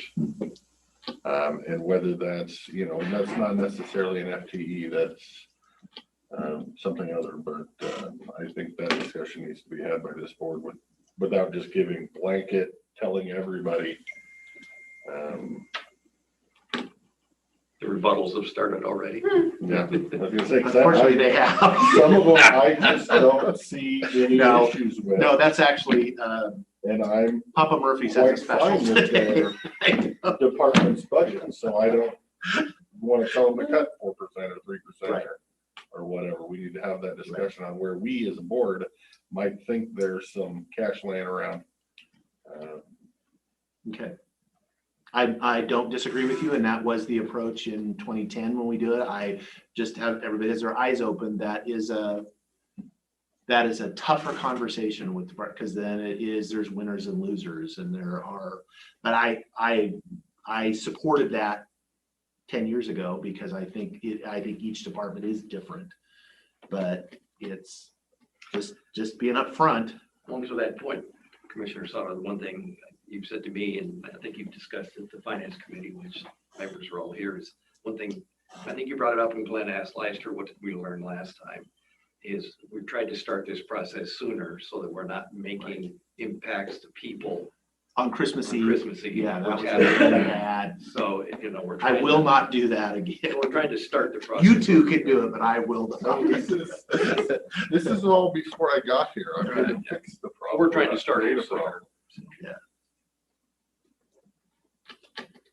Because for me, this is why when we asked, what are we going to do with this money? I said, we need to focus on efficiency. Yeah. We have to become lean. We have to find more efficient ways of doing the same because the public is expecting more from us, knowing that we have to keep our level of service. And the only way you can do that is by efficiency. I look at how many permits have come in this year, but I'm not seeing it in the charges for goods and services. I'm not seeing that bump because with all those additional, we still probably aren't charging what it actually costs. Absolutely. Right. So we have to look at the revenue side of this picture, and we have to get creative on the revenue side of the picture. My question is, our intergovernmental services is down significantly compared to the others year to date. And I don't know why that is. I haven't drilled down to figure out what that is. 3.7 out of 10.7 versus a lot of the others. From what year? From 2020. But even when I look at it from 2019, the intergovernmental services looks like it's a bit down. So I'm just trying to figure out why. That was the first thing that really popped out at me. But no, it's going to have to be becoming more efficient. I hope that we're going to see some changes at the state level, maybe a little bit more funding of our public health department over the long run. That'll free up some dollars. I mean, it's hard to not include the CARES dollars, but then you also have all these other dollars that are filtering in, large grants through the public health department that makes us look really good because we're now able to charge all these people's time to a grant where otherwise it was being Well, and I charged. don't think our just adjusting permits and fees is gonna cover this, but by all means, I think we need to look at things, the small things like that. Because if we're charging somebody for a permit that costs us twice as much to fulfill the permit as they're paying for the permit, they need to be paying their fair share of that service. But I would say it's bigger than that. I think we What is much have, bigger than that?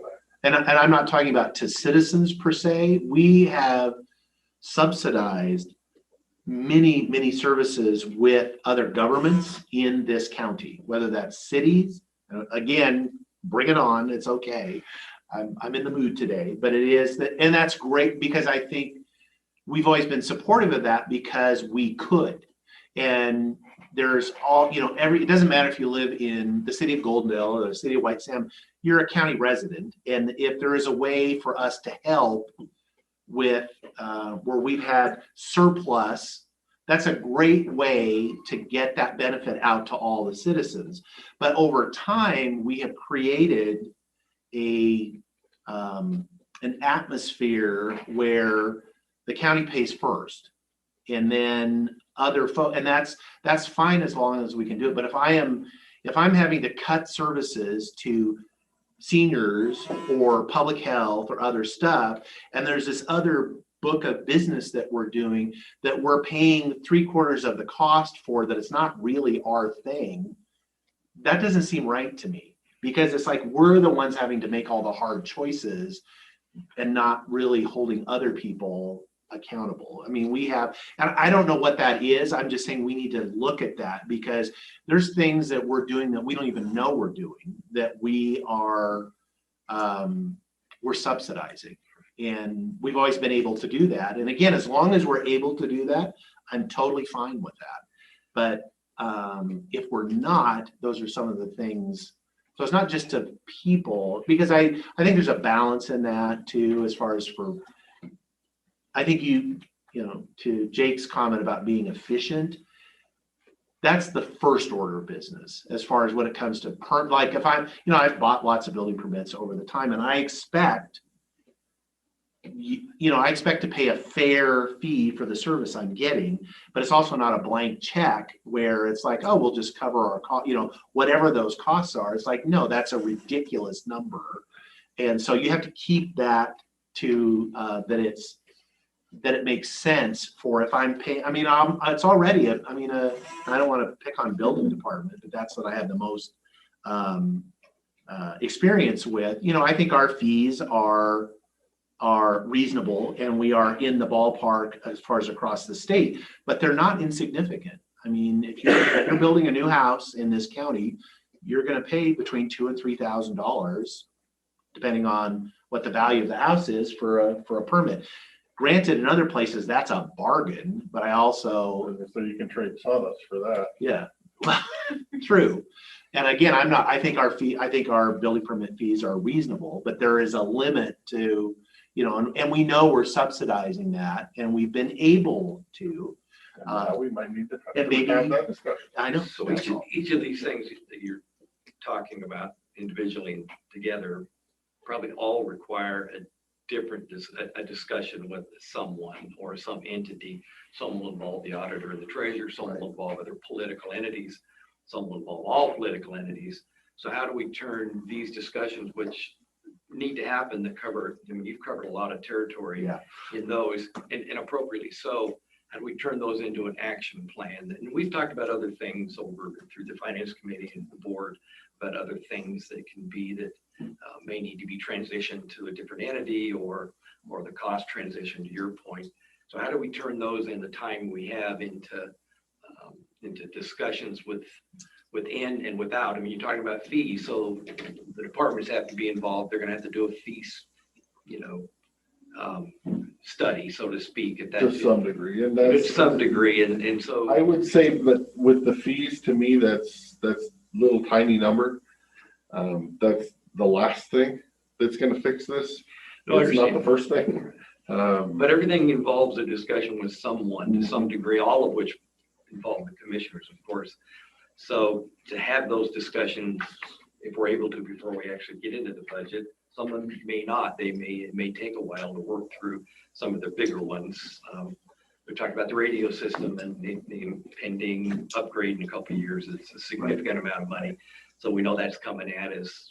Does that discussion occur? And if so, when and how, and, you know, to turn these into kind of action plans, so to speak. And then on the expense side, of course, the departments need to be involved, should be involved on any impact. That may look different than years past, how they present that, how they have discussions with the commissioners. Maybe it's just during the budget talks, but it's more than 10 minutes like we've done in the past in some cases. So just trying to turn this all into some kind of action plan so that we can, or parts of it. One thing that I noticed, sorry, was some of the, is some of the departments were really good at estimating their revenues. And some of them are historically, I don't know if they just overinflate it just to make sure they're leaving a little cushion in there. But some of them are dead on and some of them are just off. And I don't know if that's us as a budget entity. Some are far more grant oriented, and the timing on the grants makes a big difference on when you get that dollars and how you expend that dollars and whether you get that grant or not. Some departments it's really difficult. And I think they have that information because I think Greg pushes the fund information out monthly, don't you, to the department, so that they have. And I would say, I mean, for me, that's not a huge concern. I mean, there are, I always say that I want real numbers. Don't give me stuff. That's what I'm reading. I want real numbers. And I'm like, these aren't even. No. But I would also say the overall general fund, we historically underestimate our revenues by quite a bit and we overestimate our expenditures. So in the bottom line, all thrown together, it's working well.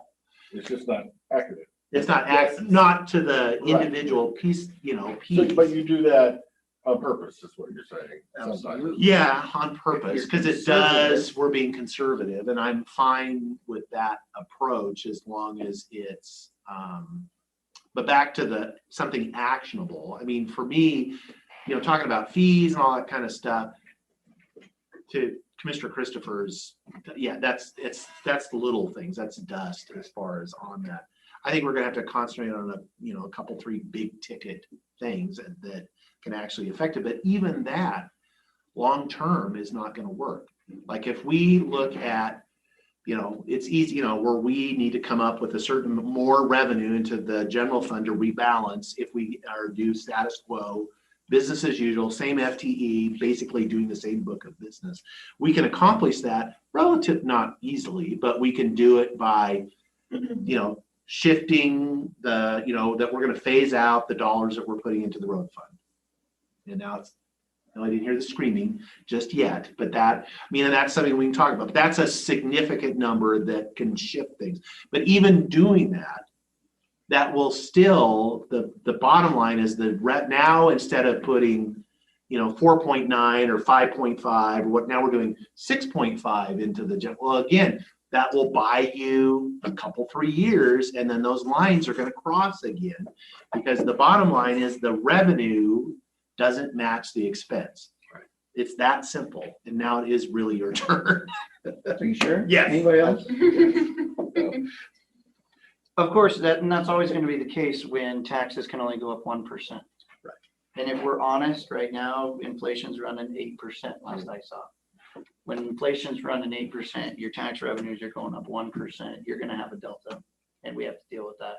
We've been in a good position for a long while because the inflation hasn't been that high, but should be expecting. And so to answer your question, where do we go? We should probably sit down and have a pretty in-depth discussion about where we see costs going in the next couple of years. We got lucky that we built the building when we did. Otherwise, there's no way we would have been able to build the building. Yeah. But we also need to talk about the building. And we've got a while where we're going to be making double payments on everything, and including the building. We're phasing one large expense out, but we've got a year there where it's going to be expensive. Right. And we just got to make those hard decisions on whether we do that road this year or what we're going to do. But But in the end, it's gonna come down to, we have to either find creative ways to bridge that delta, that gap between your tax revenue and inflation and costs going up. Because as inflation goes up, everything else we pay is gonna go up. And it could get real tight real quick for what we're allowed to do with what we have in dollars. And so I think we need to have that discussion at that larger level to talk about where we see it going, because we can survive the next couple of years easily. A lot of our counterparts around the state are not in the same position that we are. It's gonna be real hard for them. So I would like to start there. Jen, this is absolutely amazing. Thank you. We'd be much further in the dark. The one thing I would say is some of your forecasts, I'm like, well, if I'm looking at 8% Yeah, I'm not taking inflation, economy at all. I'm taking where you're just historical trends. playing historical I know. trends rather than what we're truly looking at when we're creating trillions of dollars. And sure, we might get 2.2 million this time around, but what are the odds we're going to get the second tranche? Yeah. So we need to be honest about some of these things and how we're going to play this game. Right, but I think also I wanna, for me anyway, I wanna make sure we're honest and not just trying to backload it with revenue sources or changing revenue from going one place to the other place. That we're also looking at the cuts that need to go with it. In any departments we feel there needs to be cutting. So covering the whole gambit, not just fluffing some money in there, and we So sit down and here- hammer that out. Here's the other thing though, that we have to look at is we're going into a study on looking at the cost, and our biggest cost is our people. And if we're looking at 8% inflation right now, and luckily we're doing the study before it really kicks in, because then it's really gonna start looking bad. But that's gonna, everybody's taking a big pay cut in essence, as inflation kicks off. And if you do that, we're in a market where there's a lot of jobs out there and nobody taking them. So there's upward price pushing on, our most expensive thing. So when you talk about cuts, how are you ever going to do cuts in an environment like that are going to have a material impact unless you're willing to cut services? To be honest about just the situation where we're truly sitting. I mean, you could go and ask anybody, be like, oh, can you cut 3 or 5% out of your budget? And they're like, yeah, probably. But we're talking about probably a lot more than that when you get down to the brass tacks over time. Yeah, potentially. Madam Auditor, did you have a I comment? did. With regard to your statement about the intergovernmental expenditures in 2018, that was, and I went and fact checked my thoughts before I raised my hand. 2018, the state auditors charted accounts eliminated Code 50, which was our the intergovernmental expenses, and we roll those up. We've been trying to not budget for those, and some departments historically have done that, and they want to keep doing it. So as we proceed through here, we're trying to wean people off of the 50s, so to speak, and they will roll up into what they will have to be reported in the annual report as. So it could be, they're just being recoded. They're some other reported in way. a different place. Okay. Yes. Those numbers and the cost of goods are fluid, like I talked about earlier. It takes time to go back and JB and charge those things out. Okay. So do we want to, and I know you have Yeah. another topic, so are the commissioners wanting to schedule Thursdays again or schedule Tuesdays for a longer period to start having these discussions as we move into the, because I think July 1 is when It's coming soon. you know, Yes. pretty soon when we start putting numbers together and all these discussions that we need to have. So I don't know if you want to give I'm me Thursday. available 5 days a week, sir. Yeah, I mean, I would love to have like a Thursday workshop that we could just basically bring our ideas as far as, and that we can just without it, because what happens is if we don't kind of get that sort of an idea going, we get into the budget process and that's like a grind. Yeah. And you end up, it gets to be December and you end up kicking the can because you're just like, my God, these are huge things that we've got. What do we need to do to get us, so we can have a budget in January? And we'll, by God, we're going to start on this early next year. We're going to figure this out. Well, this is figuring it out time now. And so but my suggestion is if my seatmates are up for that, for schedule a Thursday, and we will just bring our ideas, the 3 commissioners, I'd like, the finance head, the treasurer and the auditor, the finance, and we're just going to sit down and we're going to have a discussion, what are our ideas? Understanding that I want to be careful in that the kind of policy direction and stuff, that really is the board's. Mhm. And I, no disrespect to my other electeds, but because we're the ones that are going to get hammered as far as and so with great power comes great responsibility. And so I would like to have that. If folks are up for that. Somebody's going on vacation the 24th. Which is a perfect week to do this. Yeah. Hey, if you guys want to figure out the whole revenue thing while I'm gone. So right now it says no BoCC on July 1st. You're saying we're starting July 14th. So July 1st would probably be our best bet. I don't know if we had a reason July 1st for no. Because it's right before the holiday. I didn't know if you really wanted to do July 1st. You It's most a certainly Thursday. can. Yeah. It's either that or he's coming back from vacation. Vacation early, and that's not happening. Jen won't be Well, here. I'm just, You're I gonna be can gone? I can call in. I've just circled every Thursday in July to schedule a workshop, and then I can send out That's good. some, And we had some tentative time on next Tuesday as well, didn't we? for you, yes. That's good. And we can use most of that because HR and IT won't be here, so it's basically going to be an hour that we can have for Okay. fiscal discussion. Well, Well, I that's guess not- that's an option too, on that Thursday, the first, instead of having a workshop. I know you're gonna shoot me. But she's, what are you, on vacation or supposed to be? Spacewalking. Oh, I'm on that's vacation. That's a vacation. vacation too. But but hate screwing with people's. no, I do vacation. too. I would much rather have this workshop on Tuesday evening so she can have her vacation. We don't have to start our meetings at 10:30 in the morning. No, we can I'm start. up here at 7:50. Yeah, we can start at 8 and have it then. It's 2 hours there. Whatever. That's what I'm saying. I don't like interrupting. And I don't like people's mud vacations. wrestling for more than about 2 hours. Don't worry out before you I get it. bored out before. So. So if we. That's could- actually the only so way to are we win is by saying wearing people down. Are we saying we're okay with having this discussion next Tuesday morning instead of next Thursday? I won't be here next Or I'm Tuesday. not, sorry, the 29th of June and not the 1st. It says 9:45 that day. We could do an 8 That gives us an hour and 45 to. plus next Tuesday. Because we got to storm and norm a little bit to figure out. And Brenda really does need to get the memo out to the department heads this month. So the next two, for clarification, the next 2 Thursdays, I'm gonna book time in there and I'll move those. Tuesdays? Next 2 Tuesdays? That's what I thought you guys said, were the next 2. The early. Tuesdays, I thought early you in just the said morning. Thursday.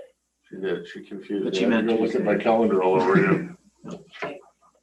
Tuesdays, Yes. okay. Well, not next Tuesday No, not next Tuesday. because he's gone, I'm gone. Yes, but the 29th. yes. But you probably should keep The the Thursdays. Thursdays locked up that you have on for the rest of Yeah. the movie. So don't fill them up. Even the budget Yeah. process alone would take more than. But then, so next Tuesday in the afternoon, we're gonna keep Jen on though. We're just not Yes. gonna do an early one. And then on the 29th, we'll do an early one. You can talk without me. It's fine. Float your ideas. We'll pain you. We'll text No, you. I'm not gonna, no. No, not even that. No. I've been married for 31 years and there's a reason. Sure, there's a local drone company that will get hired that can camera you Yeah. from the pool. All right. Yeah. Thank you, commissioners. All right, thank you. Thank you. Now we need to apologize for being 21. Yes, I know. Sorry, Miss Lucille. You're up. Hopefully that was somewhat I interesting. gotta listen to the budget. Yeah, I'd rather you More sit up here and do the budget. yeah.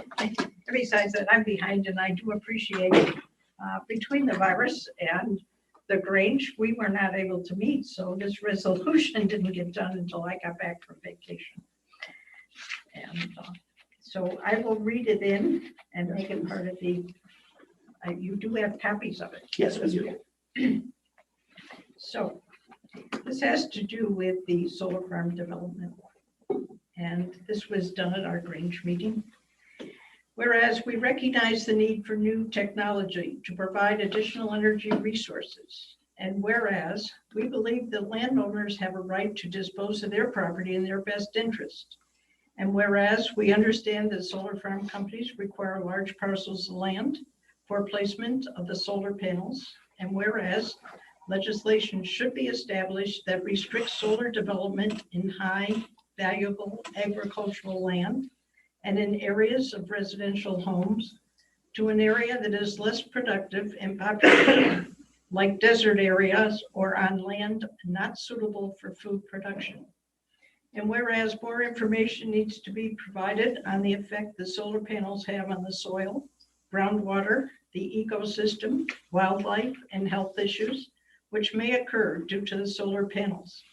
And whereas the life expectancy is somewhere around 25 years, and then the solar panels need to be removed by the solar companies and the land restored to its natural state.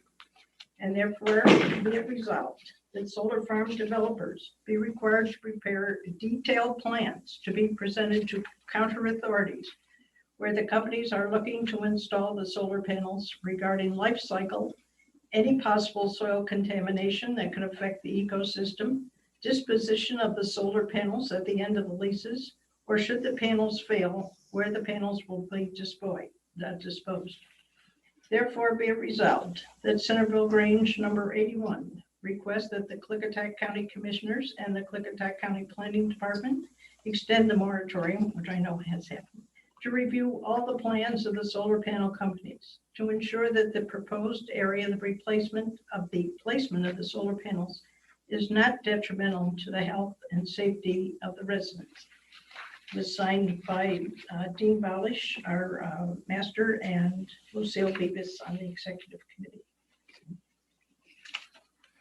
Thank you, Ms. Beavis. Any questions or comments or? No, but do you guys have, since it sounds like a good time, do you want to schedule a time to look at our decommissioning? Yeah, we can do that. And that's one of the part of the work we got to get done.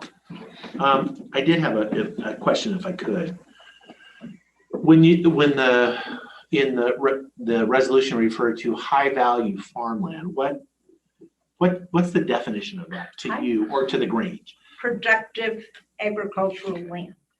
So in other words, you're going to be able to plow that up.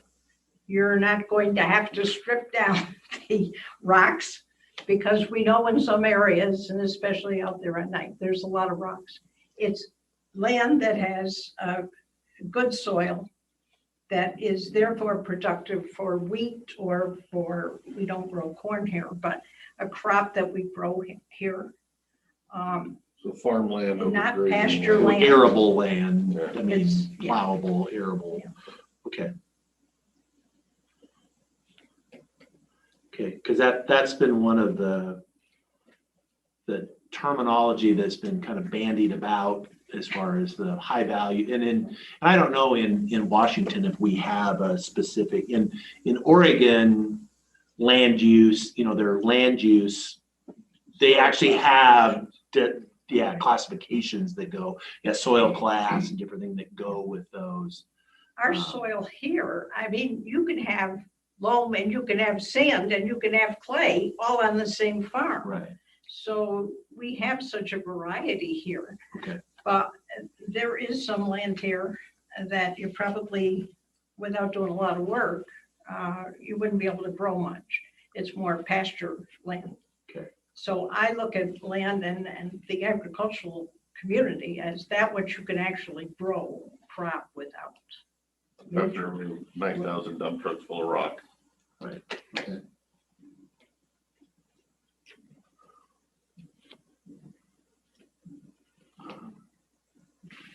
I think you captured the conflict well in your, because when I read this initially, it was, there is some inherent conflict in your resolution, but you start out understanding that we believe that landowners have a right to dispose of their property in their best interest.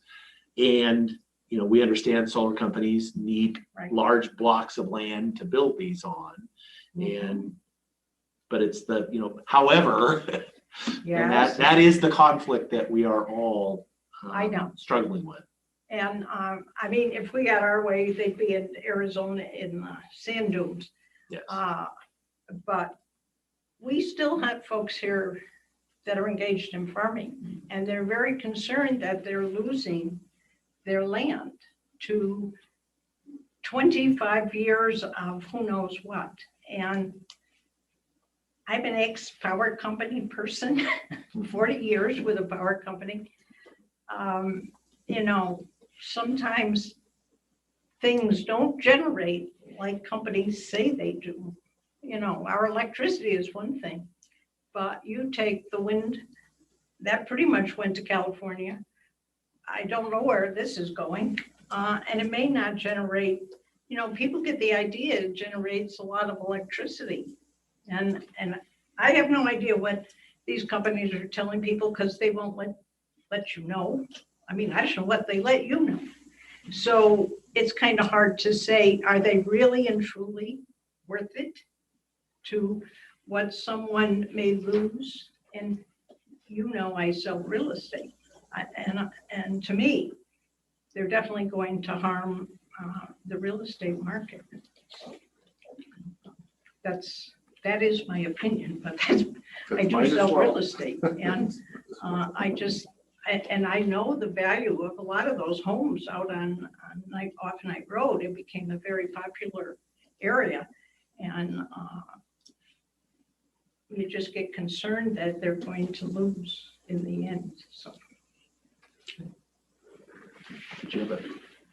How do you feel if you take these large blocks of productive agricultural land, and as being somebody who sells homes, but so rather than say solar panels, we turn these into 5-acre blocks or 2-acre blocks out there, because as you said, it's a area that looks really nice. I mean, you've got a 4-mountain view. It's gorgeous. It's beautiful. Either way, the agricultural use is gone. In one of them, once you put the houses on them, it's probably never coming back. With solar panels, the way we've been to the installations, it's you pull them out and you're back to ag land after you plow and till and go back to it.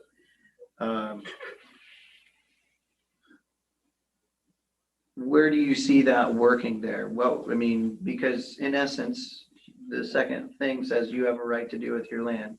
If that's currently being used for wheat production and you're already not making hardly any money on it, and you were going to do solar and you're going through the family issues, the next thing you see is the subdivisions like we're seeing on the west end of the county.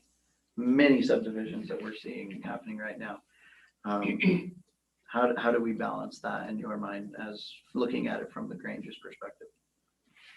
If I had my choice, I would much rather see housing than I would that many solar panels. That's a lot of solar panels. And then they tell you that they're going to remove them. Does that mean, are they setting them on post and concrete? Because I can tell you they will not remove those. And I was used to power poles with guy wires. And a lot of times if something happened to the power pole, the guy wire still sat there. And that doesn't mean you will not bring that land back to agriculture, because if they don't strip that down and take everything out, you are not going to be back to agriculture. And there again, you might not even back to putting a house there. Yeah, I don't think they're gonna ever go back to agriculture, because the farmers that are farming that land are not gonna go back to farming that land. Well, no. When those solar panels come off in 25 years, and if no solar panels are going back on, it's gonna get jumped up into 5-acre parcels then. So you're just prolonging the inevitable, because that's what's happening when that person stops farming it. But there again, some of those people that signed up in 25 years, like myself, will not be here.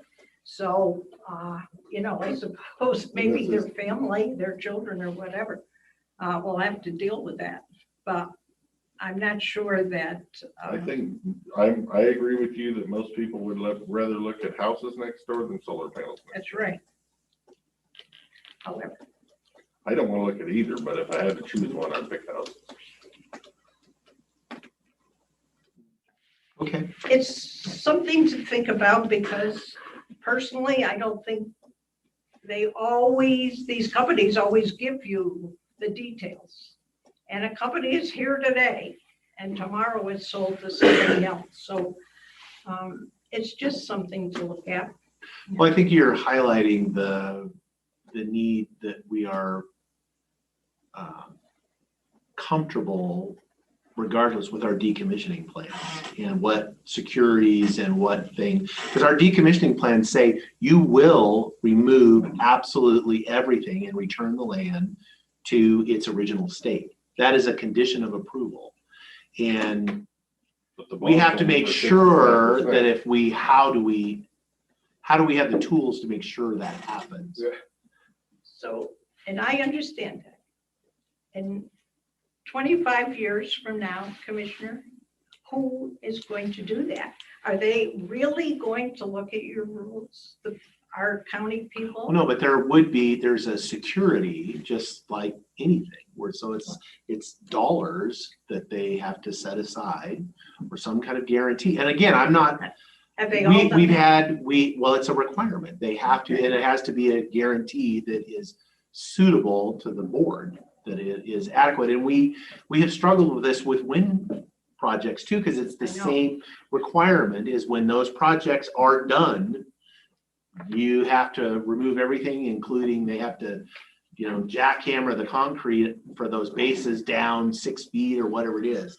And the question is, what's the financial security that makes sure that if you're not a good player, because it's not going to be us that are enforcing it, because it's going to be off in the future somewhere, that there is adequate security to make sure that there's enough skin in the game that it's to their benefit to do what they're supposed to do so that they get their deposit back or whatever it is. Essentially, we have an ordinance that gives the solar companies guidance on what we're going to ask from them on a decommissioning, and then they present decommissioning per item or per windmill or per solar project for this board to agree on that decommissioning plan. And that's what I want to do, is I want to relook at this ordinance that gives them guidance and possibly adjust that as far as years and percentages. But Good idea. Thank you. Okay, thank you. Can I interject something there? Because, I'll give you 1 minute, sir. okay, you guys take a look at Australia and Germany, what they're going through. Just Germany, Austin, Germany said, we got to build gas generators. We cannot subsidize these wind generators anymore. You ought to see what it looks like. They took the motors off and the sticks are in the ground. Australia is the same thing, where they decommissioned those solars. They're sitting there. It's a solar graveyard, and that's exactly what you're looking at. It's the same people. It's the same kind of agreement that you talk about. Once the subsidies are gone, they claim bankruptcy and they wave goodbye. Okay. And that's why I want them having a big enough chunk of money in the bank. Anyway, with our name on it. Thanks. All right. Thank you, sir. Thanks so much.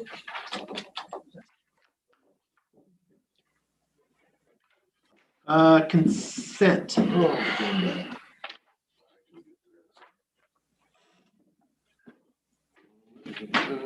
Mr. Chairman, I make a motion to accept the consent agenda with all 15 items. I will second that. Okay, we got a motion and a second on the consent for all 15 items. Any discussion? Hearing none, all those in favor say aye. Aye. Aye, motion passed. Pay the bills. I want me to do the pay estimate first, that's in front of me. Mr. Chairman, I make a motion to accept or pay estimate number 14 to Kirby Nagelhout Construction Company in the amount of $1,056,131.17 which excludes retainage in the amount of $52,806.56 and includes $79,209.84 in tax. The payment amount is $1,082,534.45 for the County Services Building Project Contract Number C03120. I will second that motion. We have motion and a second on pay estimate number 14 to Kruby Nagelhout on the new building. Any discussion? Hearing none, all those in favor say aye. Aye. Aye, motion passed. Mr. Chairman, I would make a motion to approve the accounts payable warrants in the amount of $1,175,670.13 and the payroll benefit warrants in the amount of $788,788.58 for the date ending June 14th, 2021. Second motion. Okay, I have a motion and a second to pay the bills and the employees. All those in favor say aye. Aye. Aye, motion passed. Brings us to the add-on new business, the amending the county civil service rules. Mr. Chairman, I make a motion that we approve the resolution in the matter of adopting the Klickitat County Civil Service Rules as amended. Klickitat County Sheriff's Office, specifically Bob Songer and Chief Civil Deputy and Jail Superintendent Carmen Knopf, request that the minimum years of work experience for lateral applicants be reduced from 3 years to 2 years. The proposed changes may be seen as a clarification of minimum qualifications under Rule 7.2A. -1, is that what? Parens 1 on page 14. That's a new one by me. I will second those parens. You gotta go back with me on that one. Any further discussion? Hearing none, all those in favor say aye. Aye. Aye, motion passed. That's done. I'm gonna defer board pending till after so we're almost caught back up. So we have the treasurer.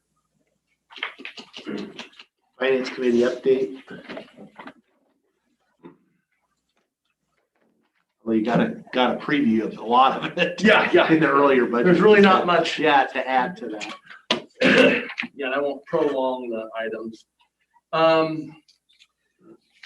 So yes, we had a finance committee meeting on Friday. And Riveting. yes, riveting. Yes. Actually, it wasn't bad. Yeah, We did cover actually it some- was. We kind of started with the slow piece and kind of rolled into it. So one of the things that we did address is Mr. Sauter is going to be on vacation on the 25th. So we did cancel the next meeting. And we'll resume then on 7/9. We talked about the Rescue America. We have submitted the amount. We haven't seen that we've gotten the money back. We did set up, Jen set up an email address or an email box so that it goes to multiple people. So that's a good thing. So we don't just have one person getting the notifications.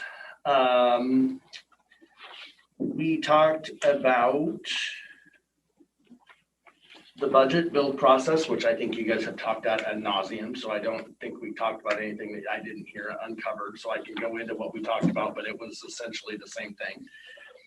We did discuss the airport employee or potentially bringing on an airport employee for the contractor that is leaving.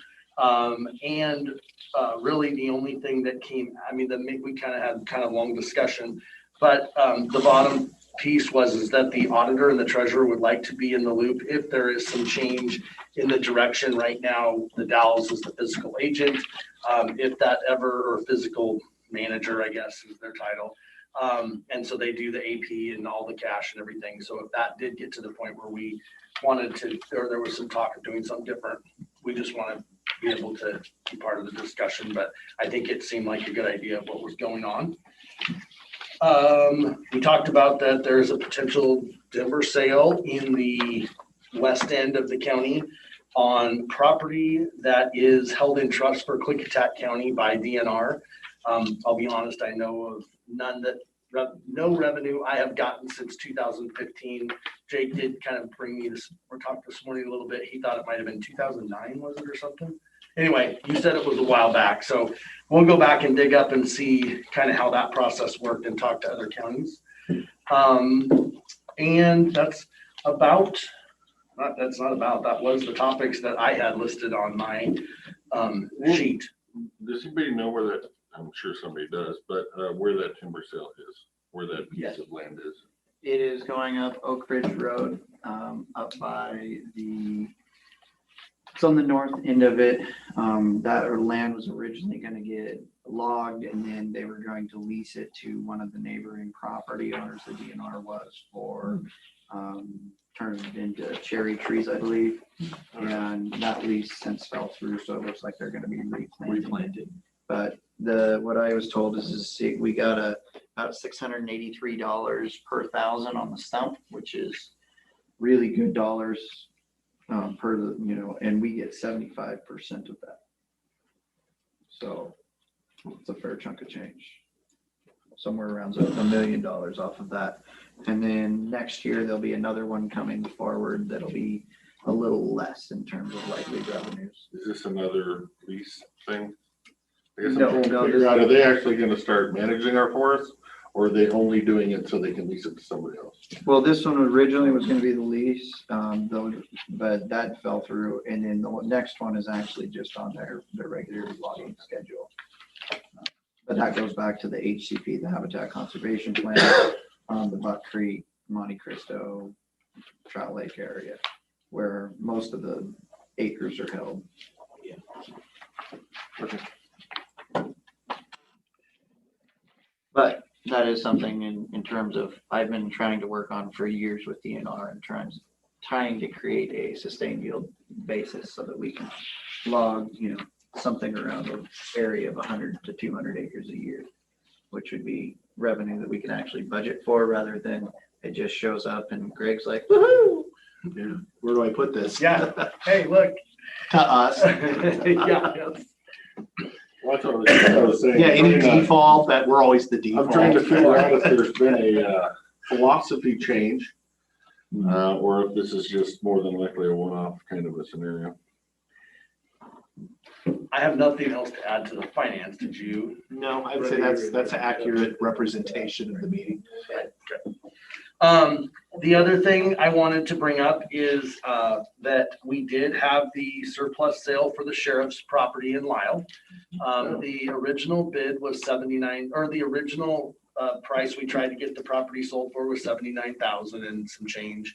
Nobody bid on it. We went back out. We did some work on it. We put a title report with it and did some talks with the PUD to confirm that what we believed was correct. And we sold it on the 19th or the 20th. I can't remember when the auction ended, for $101,600.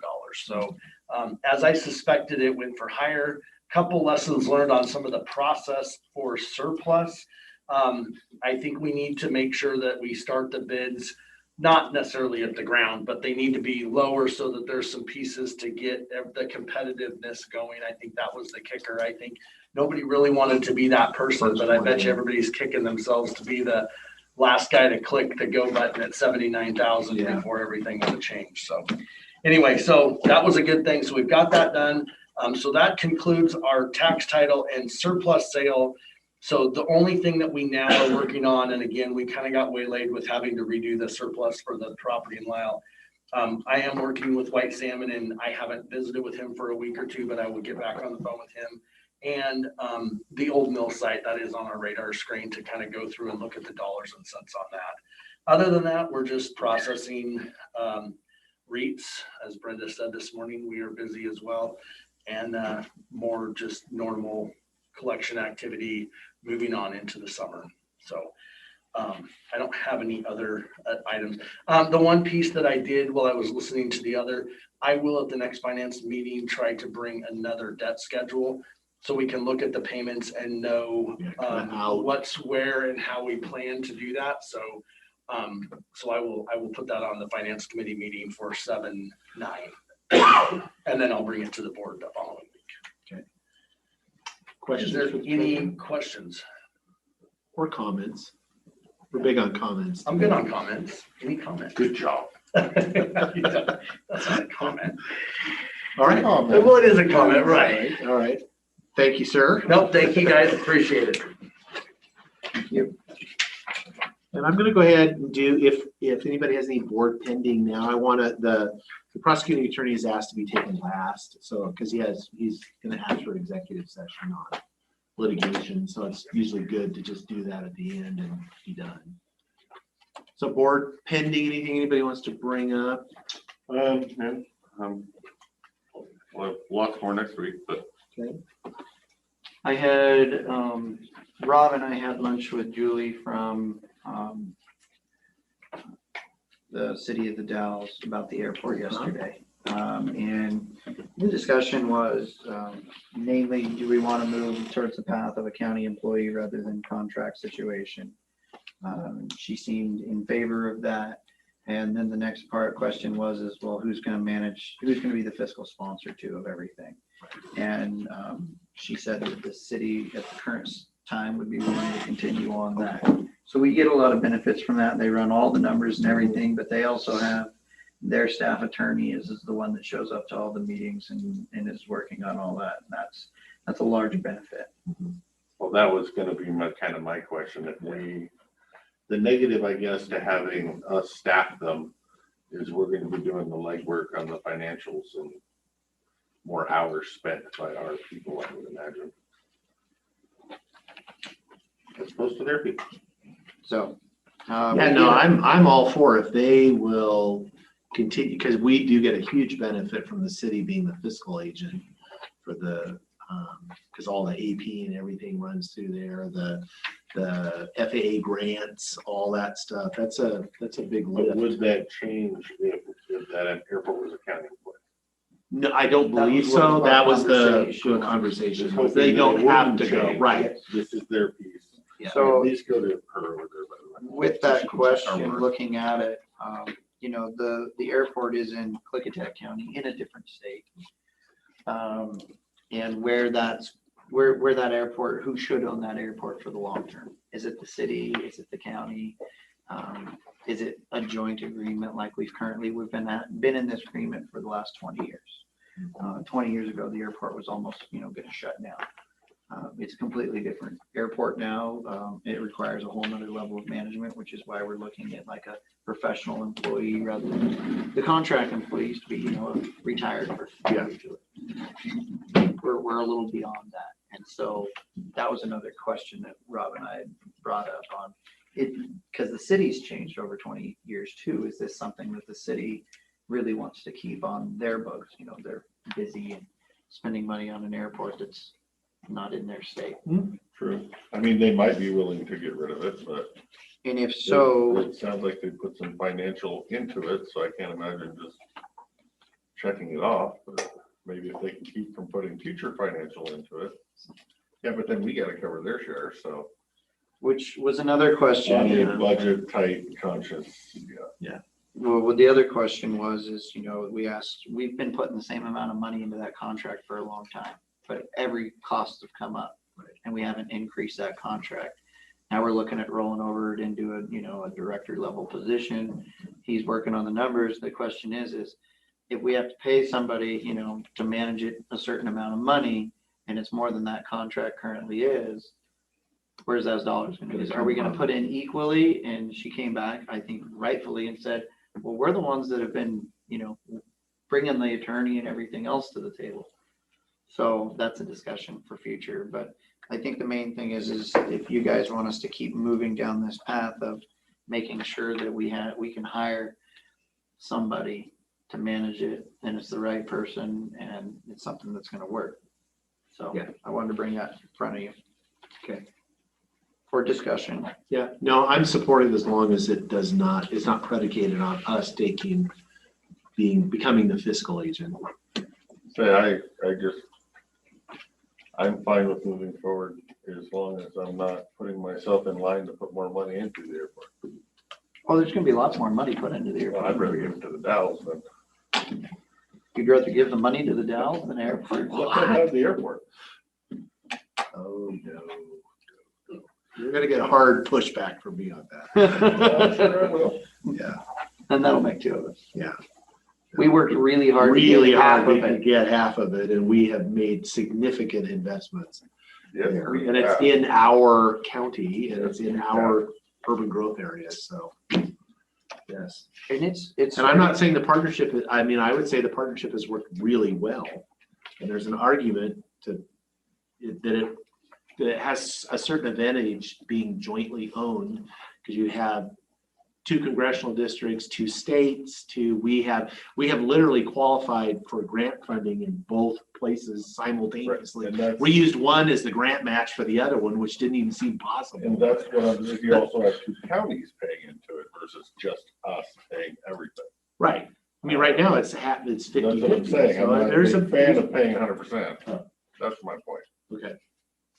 All depends on how long your vision is. Right. Anyways. that was Okay. my- Okay, I don't think I have anything that won't wait. So with that, I'm gonna look at folks in the room. Is there anything else before we go ask for the prosecutor? No. We were all in. Wait, yeah. All right, I'll ask the prosecuting attorney, David Cannell, if he is available, and do you have anything in regular open session before we go into executive, sir? So the trials have been continuing. We had another trial in Superior Court last week on a gal that broke into the caretaker's residence down in Mary Hill, and she was convicted after 45 minutes of deliberation by the jury.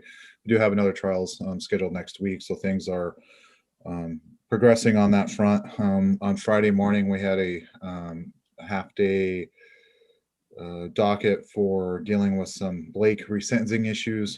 So we have our first batch that went through.